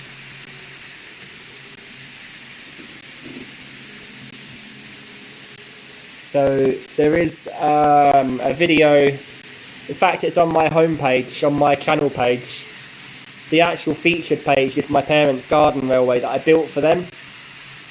So they renovated their house and they put down new floorboards because the old ones had some woodworm in them, so I nicked them and used them.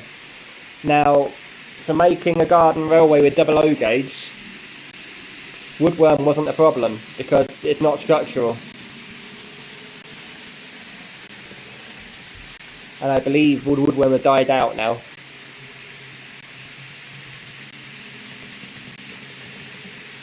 Yeah, Rob. Yeah, that happens to me as well. I still break stuff. I don't think there's a way around that with N gauge. My Sarum Town, so that's in the video I did about the last exhibition we actually went to. That was in Belfast. So that was on that video, and that's 4 foot by 2 foot. It's deceiving how much stuff you can get in N gauge in a very small space. Yes, they are very delicate.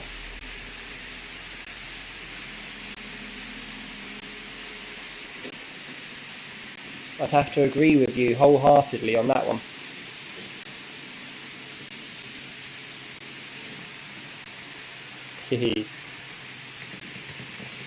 How is your 00 gauge coming on, Rachel? I haven't seen that for a while. I saw you were selling some bits today. And I just looked at every one of those Locos and went, wow, I wish I could have those. Unfortunately, I don't have the space here, so N-gauge it is, but wow, there is some lovely stuff going.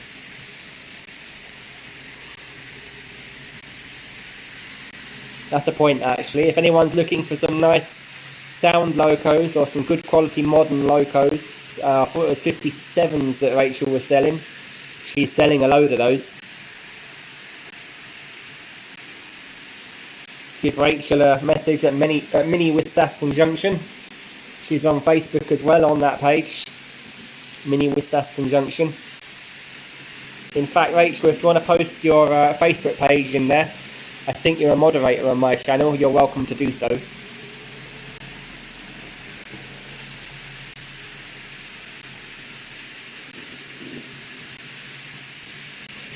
Yeah, James, absolutely. Too many Locos to choose from in our hobby. I have that exact same problem. I am planning my life around saving up for Locos. But yeah, we're getting there. We're getting there. I'm hoping the releases start to slow down in the near future.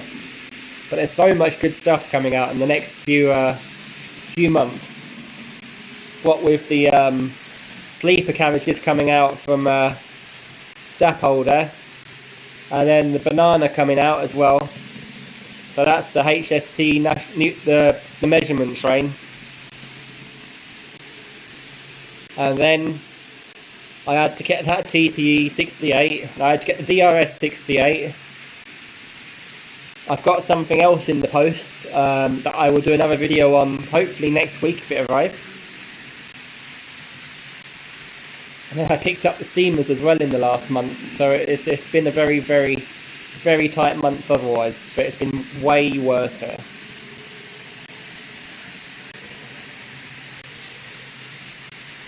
Way, way worth it. I know that if I don't buy these things now, I won't be able to buy them in the future because they'll all have disappeared, like the nuclear flask wagons that I've been after for ages. Every time they end up on eBay, they're 60 odd quid. And they were only, what is it, 20 quid when they were new, 25 quid? I can't justify that.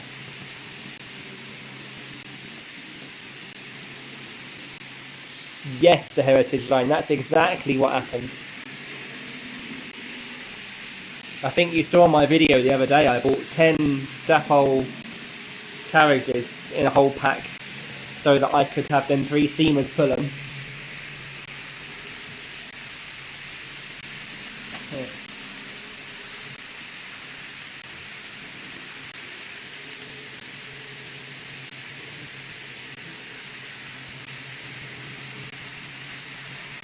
I've also got a load of stock waiting for me to be picked up from my parents' place. It's in London. I've been buying stuff off of Facebook Marketplace and having it sent there because it's a lot cheaper. The postage is a lot easier. But I have to go pick up a load of stuff from them. I've ordered that over the past year, so you can guess how that is. I'm going to have to get, what do you call it, cabin bags to come back, an actual bag specifically for them.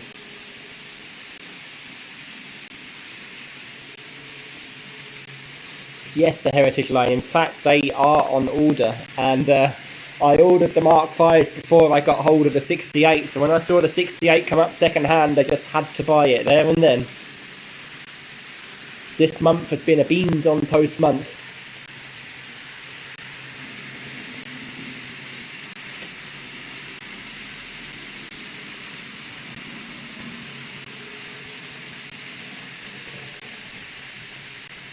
What Loco am I getting next? As Locos go, none. The next thing I have on order that I should receive is a 321. So that's a unit. And that's the Revolution Train 321 with DCC sound.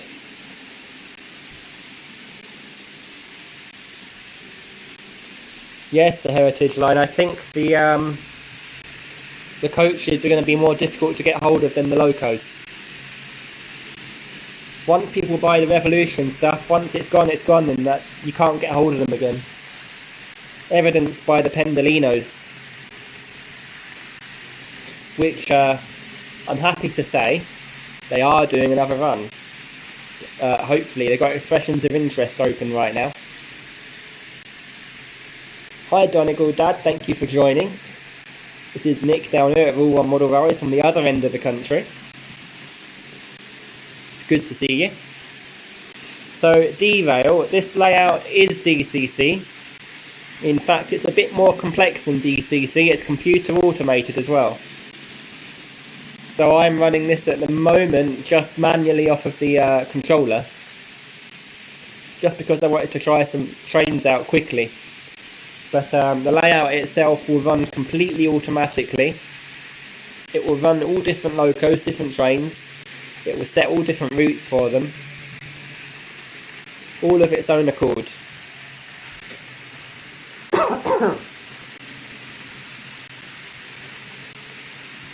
Hello Ewan, thank you very much for joining us today. I do appreciate you coming in.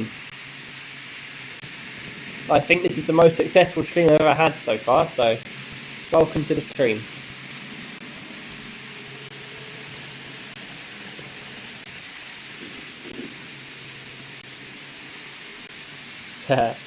Rob, yeah, absolutely, you have to. Once you see something you want, and you're not going to get it again, you just have to get it. Could I put the Duchess on, please? I can have a go. I'm gonna stick it on the Outer Express. Bear with me, I'll be back in a moment.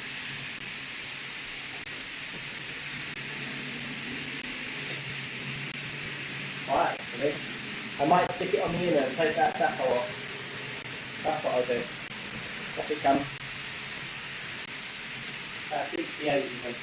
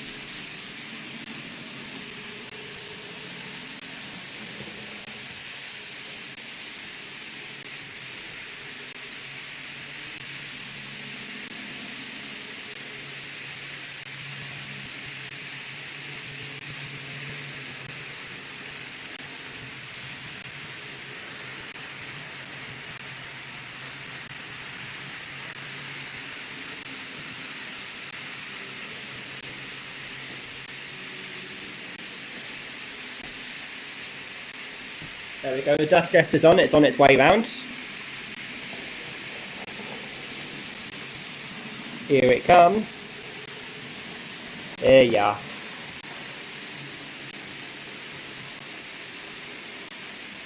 Again, you can see the hunt coupling on the back of it.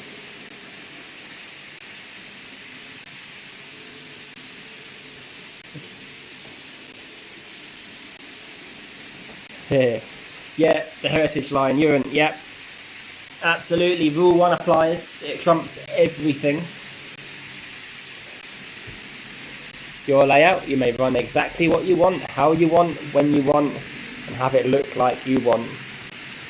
And I think the only part of that rule that actually applies properly is you have to enjoy it. If you're not enjoying it, you're doing it wrong.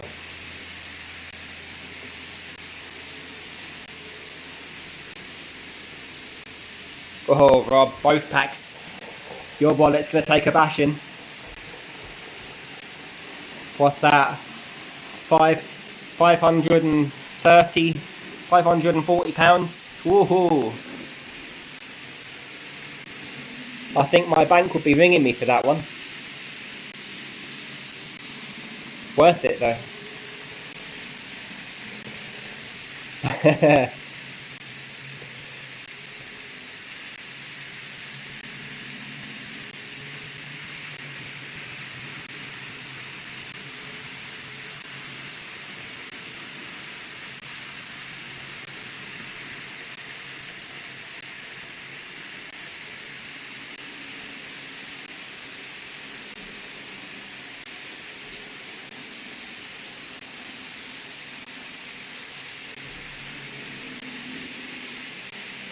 that's not bad, Rob.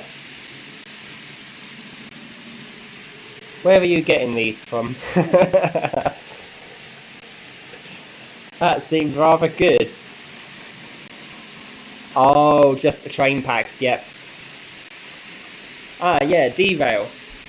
So I've belonged to model railway clubs in the past, and we refer to Rule 1 model railways, like Rule 1 itself is the primary rule. It basically means we sort of share this between ourselves in the clubs and exhibitions. You can run whatever you want, how you want it, you do whatever you like because it's your layout. And whatever you want is the right thing. And there is no other answer, so...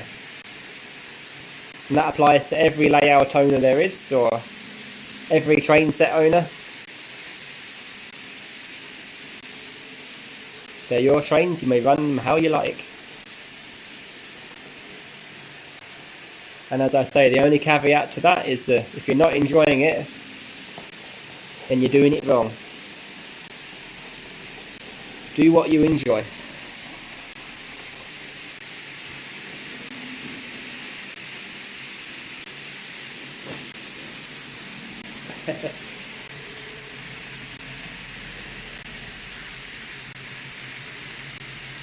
Yes, your banana train. I want a banana train too.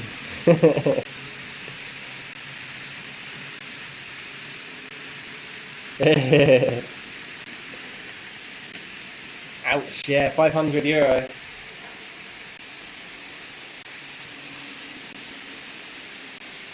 That's alright, James, you're very welcome. If there's any requests I can fulfill on the layout, I will do. That's not a problem at all.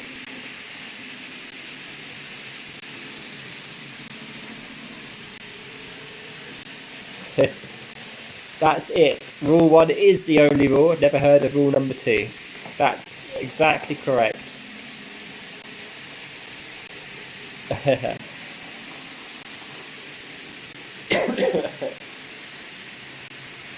I was talking to...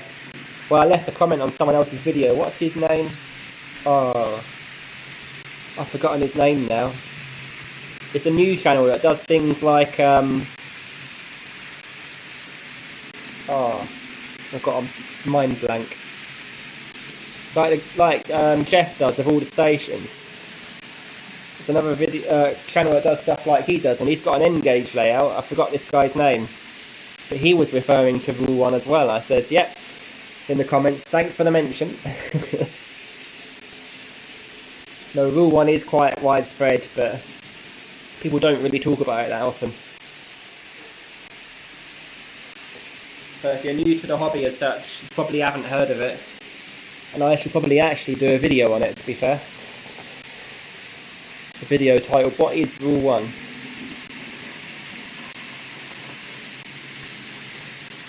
No, I agree, this is not a cheap hobby. Well, it can be cheap if you do it in a different way.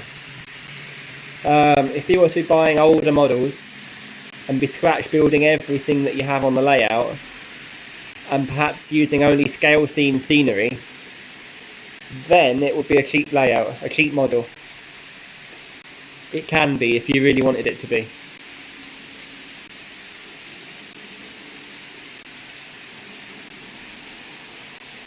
And even then, if you're looking for some wood, you could find some scrap wood, I'm pretty sure. If you asked at an old builder site, the stuff they were chucking out, you'd get some cheap plywood, no problem.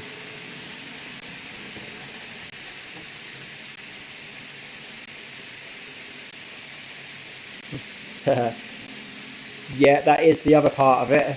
I would actually talk to Piccadilly. John Warner, he's very, very good at making that sort of thing. He does, we was talking about scenic scatter earlier, and he was saying he actually doesn't buy that much scenic scatter. A lot of it is car wash sponges cut up into little bits in acrylic paint, green paint, and left to dry, which would actually be an incredibly cheap way to do it. And it's all those little techniques which actually do look really good, but you'll only find out by watching other people. So I hope that's what I can do for you guys as well on some things. Show you techniques that you might not have thought of before. In fact, one of my what's this? The Heritage Line says, Nick, that's a good idea. Do a Rule 1 video and run everything wrong to upset the purists. You know what? Yes. You asked and I said yes. That's what we're going to do.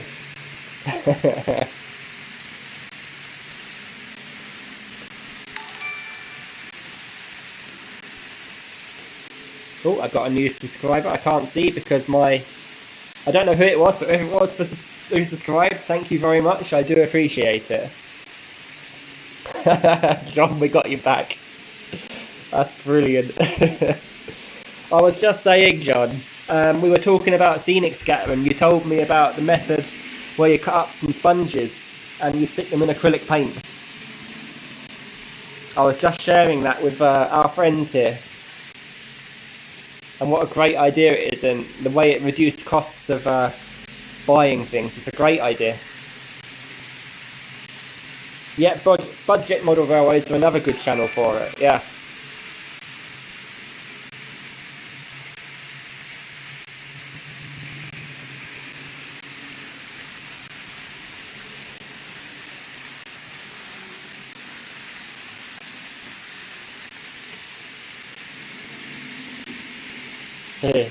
Yes, John Warner, what are you cooking tonight? Oh yeah, speaking of saving costs as well, my platforms, I did buy the platform edging, that's a little bit of cheating, but the rest of it's made from filler, just painted. Because I had such big platforms, buying all that Metcalfe card, which doesn't really last that well in the humid weather, wasn't a great idea, so I cheaped out and bought a load of plaster and just made that instead. So there are ways to make things cheaper.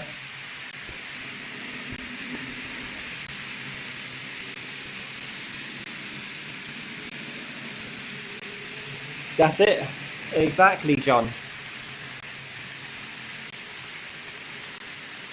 You can make a huge pile of different colours for next to nothing, as John says. Exactly. There's things like that we all need to know about.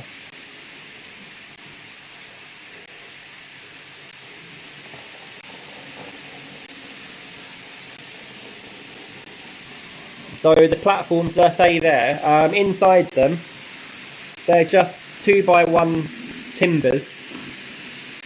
The sides are Pico platform edging, and then I just used filler. And I filled the entirety of the empty space inside them from end to end, flattened it out and sanded it down and painted it. And it's a mega easy way of making platforms because you can curve your platform edging really easily and stick that down. You haven't got to work anything out, it's just there. It's you run a loco or your longest carriage around while you're curving the platform edges. You haven't even got to do anything, really. You just slap some filler inside it and sand it down after that.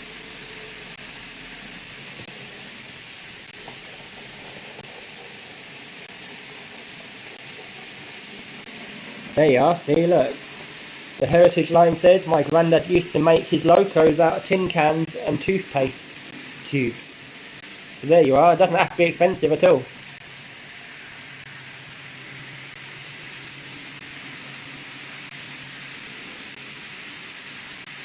Yeah, sometimes the bought stuff, as Piccadilly says, can be better. Rob, you say you definitely need a video on that. I actually have a short playlist series of making the platforms with about 4 or 5 videos. Sorry. So go check in my video history there and you will find those. So I've tried to document everything that we've made on this so far. So if there's anything you like, it's most likely in the repository of videos. Let's see. Piccadilly Engage Model Railways by John Warner says, what's the steamer? So I've just been informed it's a Duchess. I didn't know that till tonight. No, I bought that at Glasgow Model Railway show last year. My father actually gave me some money to spend there. He said, buy yourself something nice. So I did. So it's the city of Birmingham. And long story short, that's the reason I built this layout. I bought it and it wouldn't run on my other layout because the curves were too tight. And I felt really bad. And then my mind started to run wild of what I could make, so I made this.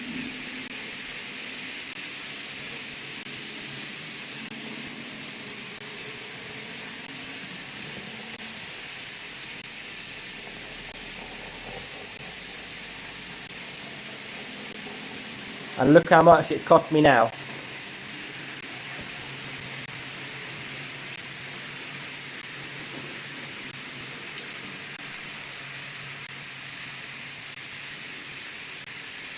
Thanks, Dad.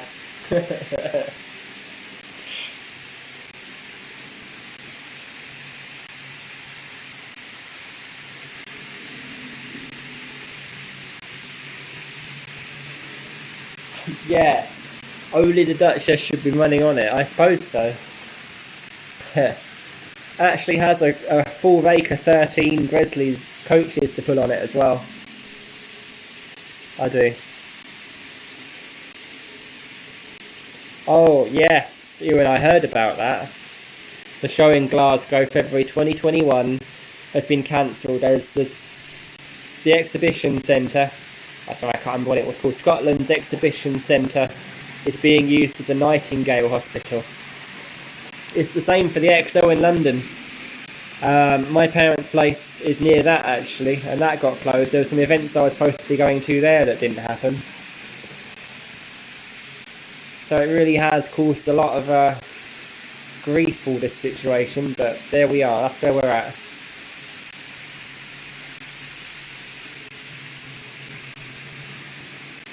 But never mind, I suppose when the exhibitions are allowed to go ahead, we'll probably ease into it for the first couple of months, but after that, I suppose the next exhibitions will be the best ones we've ever seen, because of all of that pent-up demand. Yeah, the Heritage Line, that's exactly what happened.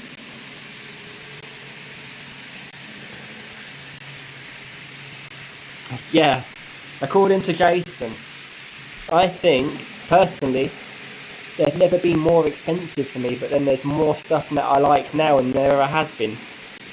Because I like to model modern image, and in the past, really there wasn't any.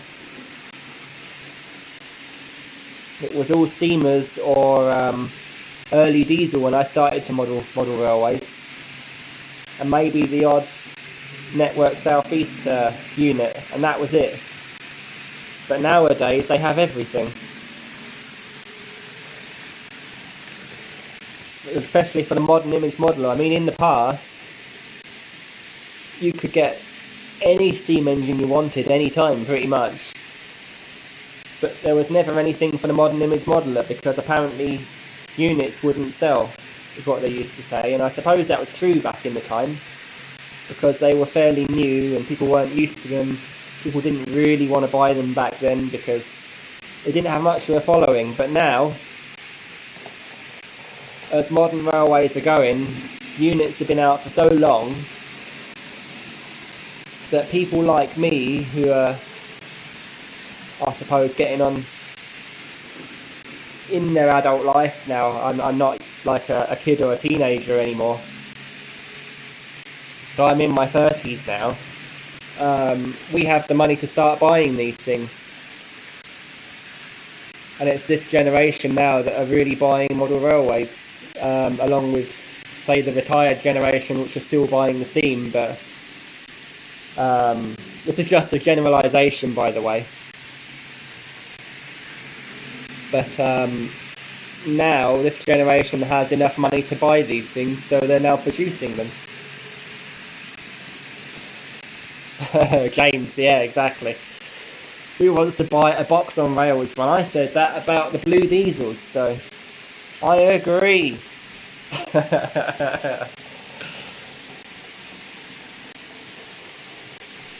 Yeah, DCC does throw a lot of money into the pot, doesn't it? Into the purchasing of model railway stuff.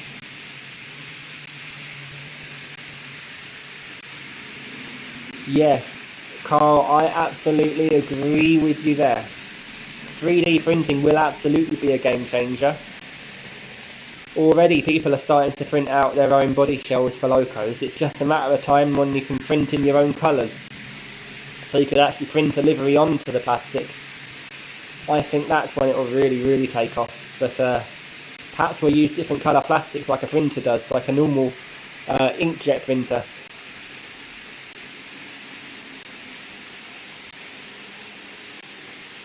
I think when it gets to that level, we'll really start to see a shift in 3D printing for railway modelling. Hey James, that's it. No, don't get me wrong, I love Steam, but personally I can't relate to it that much because I wasn't growing up and I wasn't seeing it when I was young or anywhere in my life really, only at Heritage Railways. And as I say, don't get me wrong, I think it looks amazing and it smells brilliant too. It sounds great and there's some real spirit in the locos. You can see it, for want of a better way of explaining it. But when I want to model a railway, like a model railway as a whole, all I have to go on personally is modern.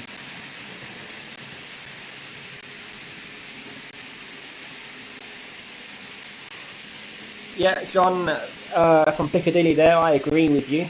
185s would be a great thing in N. I've actually said that before on the Railway Modelers web to the different manufacturers to see what happened. No one ever picked up on it.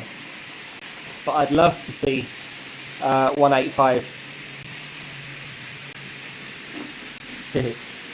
See you later, Ewan. Thank you for joining us. I really do appreciate it. Take care.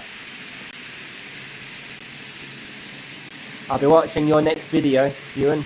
So whenever that's released, I'll be there.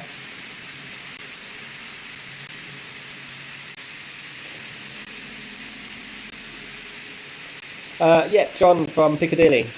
I agree, as you say there. Once those 3D colour printers come down in price, as you see there, they cost tens of thousands right now, but then, what was it? About 40 years ago, 30, 40 years ago now, a basic computer costs that. So give it another 20 years, 15, 20 years, that'll be it. I say we'll all be into 3D colour printing. Is my thought anyway. Yes, Rob, exactly.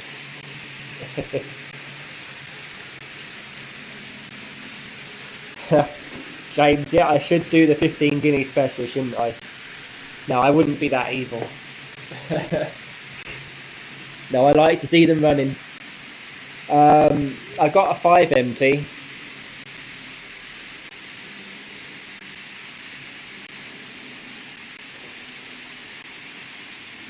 Could you imagine that, James? Yeah, printing your own loco. I think we're going to come unstuck where we have to have the motors though. I think the gearing could be printed. The wheel sets could be printed. All the bogies could be printed.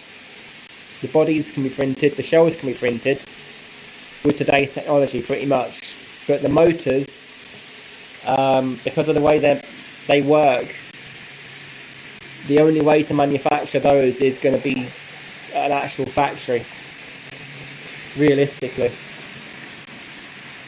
And it's not even because of that they're complex things, it's just how much winding on the coils you need to do with the copper wire. Even if you could do it, I mean, cheap motors from China cost £2 a pop, which are perfectly adequate for models, so you could order a box to say 50 of those in. It costs you £100 and you'll have models for coming out your ears like.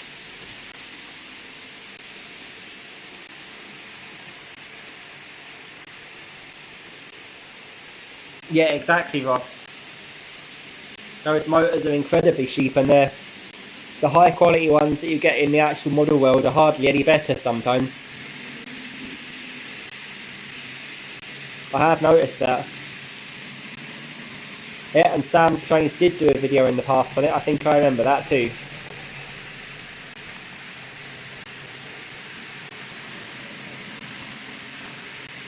Thanks, Rachel. Take care now. I do appreciate you coming in. Have a good evening. Enjoy your cold drink and your dinner there. Stay safe.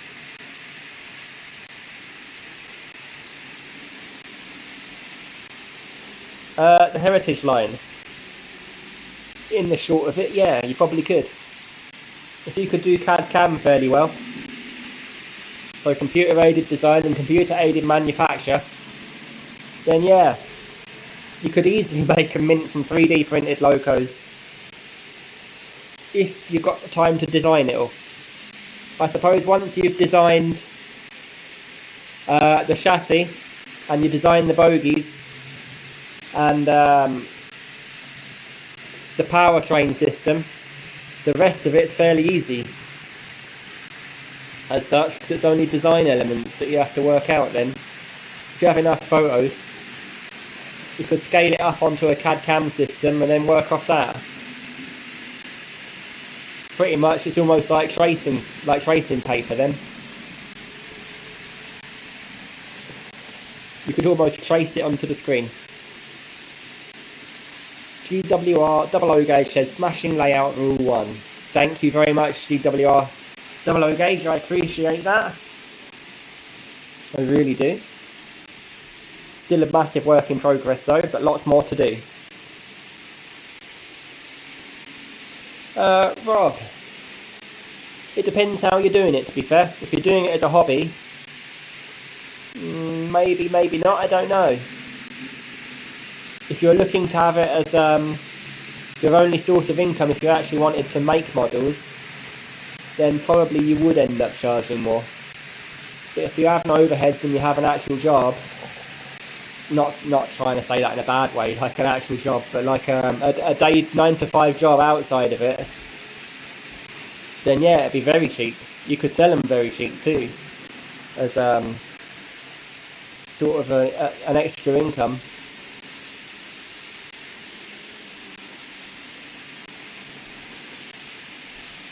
At the moment, I believe that's what Revolution Trains do. Have them as a side income there.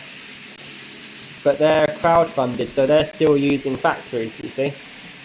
And that's where the cost comes in. Factories are expensive because they have to manufacture the tooling. Whereas a 3D printer, you don't need any tooling.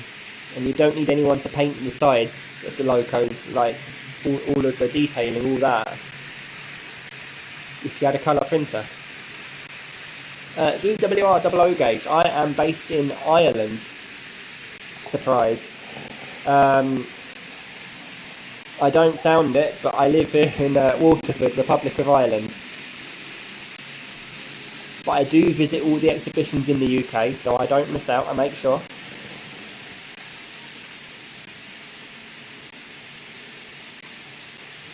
Rob says, I know the boys in Budget Railways are selling 3D shells, but they can't make the bogies, etc.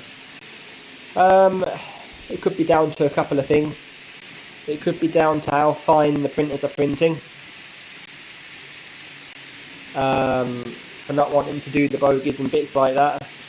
Or it could be because they haven't quite got the skills yet to design the bogies. They are quite a difficult, intricate thing to design compared to a shell. In college I did design technology, so I'd know about that, but only sort of an introductory level really. A shell is quite easy compared to the intricacies of inside.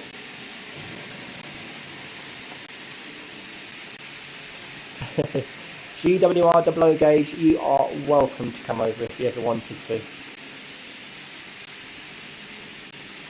Whereabouts are you then, GWR double O gauge? Rob says, definitely not a Waterford accent. No, absolutely not, I'm afraid. I don't say well boy either. They all say well boy over here, no matter who you are. and they call their rolls blahs because they do some different ingredients to them. I'm not quite sure what it is. They taste different, but I don't know what it is. But I do love it over here. The people are lovely, so.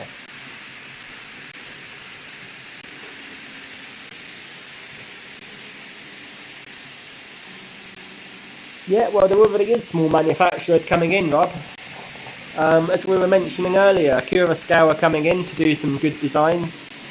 The Evolution trains are coming in, they're doing some great stuff. We have had some failures in the past, though, not to mention some of them. So, we have to be careful now with who you're crowdfunding, but Revolution trains have been great for me. Oh wow, so D-side, yeah, you can take the ferry over to Dublin. Not far from there. And Rob says he finds it hard to follow the Waterford accent. I tell you what, I could follow the Waterford accent, but when I went to Cork, and just past Cork in the west, oh my gosh, I thought they were all speaking Gaelic. I had no idea. They're speaking English at me, but no, not a clue. It sounds nice, but I haven't got a clue what they're saying.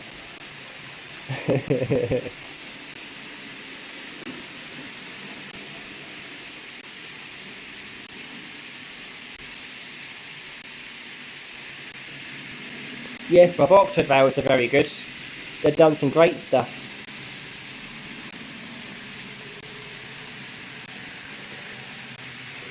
Yes, Kerry accent, very hard to follow.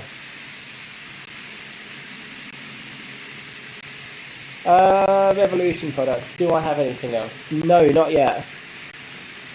Not yet, but I have a load on order.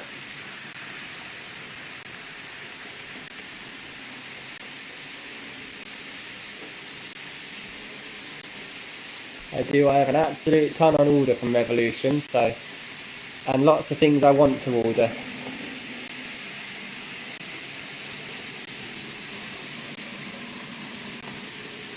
Yeah.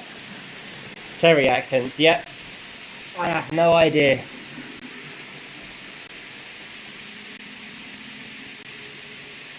And yeah, I hope the FE pick up the failures. Pick up all of the old tooling, if it still exists, that would be great. Revolution, what kind of stuff do they do? Typically, mostly modern. Lots of N-gauge and a few bits of 00. So if you pop onto their website, you'll see a load of stuff there, but they're currently doing 321s, they're doing the nuclear flasks, the KUA ones, the really long ones that carry the actual nuclear weapon stuff. What else are they doing? They're doing the Caroline, so that's a little network rail sort of carriage thing. What else they got going? They've got the Pendolinos about to come out of an expression of interest. So, well, they are an expression of interest at the moment. So you can pick which one you like and they'll manufacture the ones with the greatest amount that people want.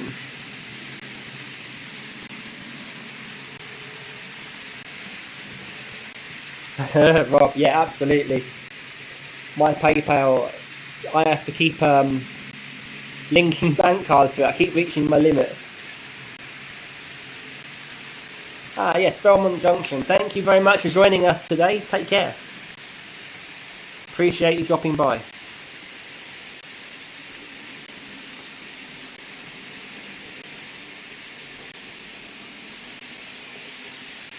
Yeah, the Duchess will pick up her charter.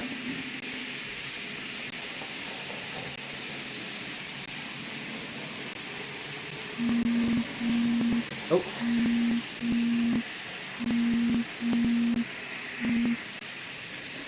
Right, guys, I'm going to have to end my stream there. Other things, unfortunately, are calling me away. But I will do this again another day. I've really enjoyed it tonight. So I will chat to you later. I just let you guys say goodbye to each other. And we can all go get dinner.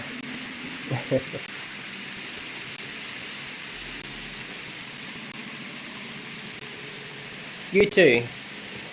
And I will do more of these live streams. I really enjoyed tonight, so have a good evening, guys. Take care. And if you haven't liked the video, like it. If you're not subscribed, think about hitting that button. Take care now. Bye, everybody.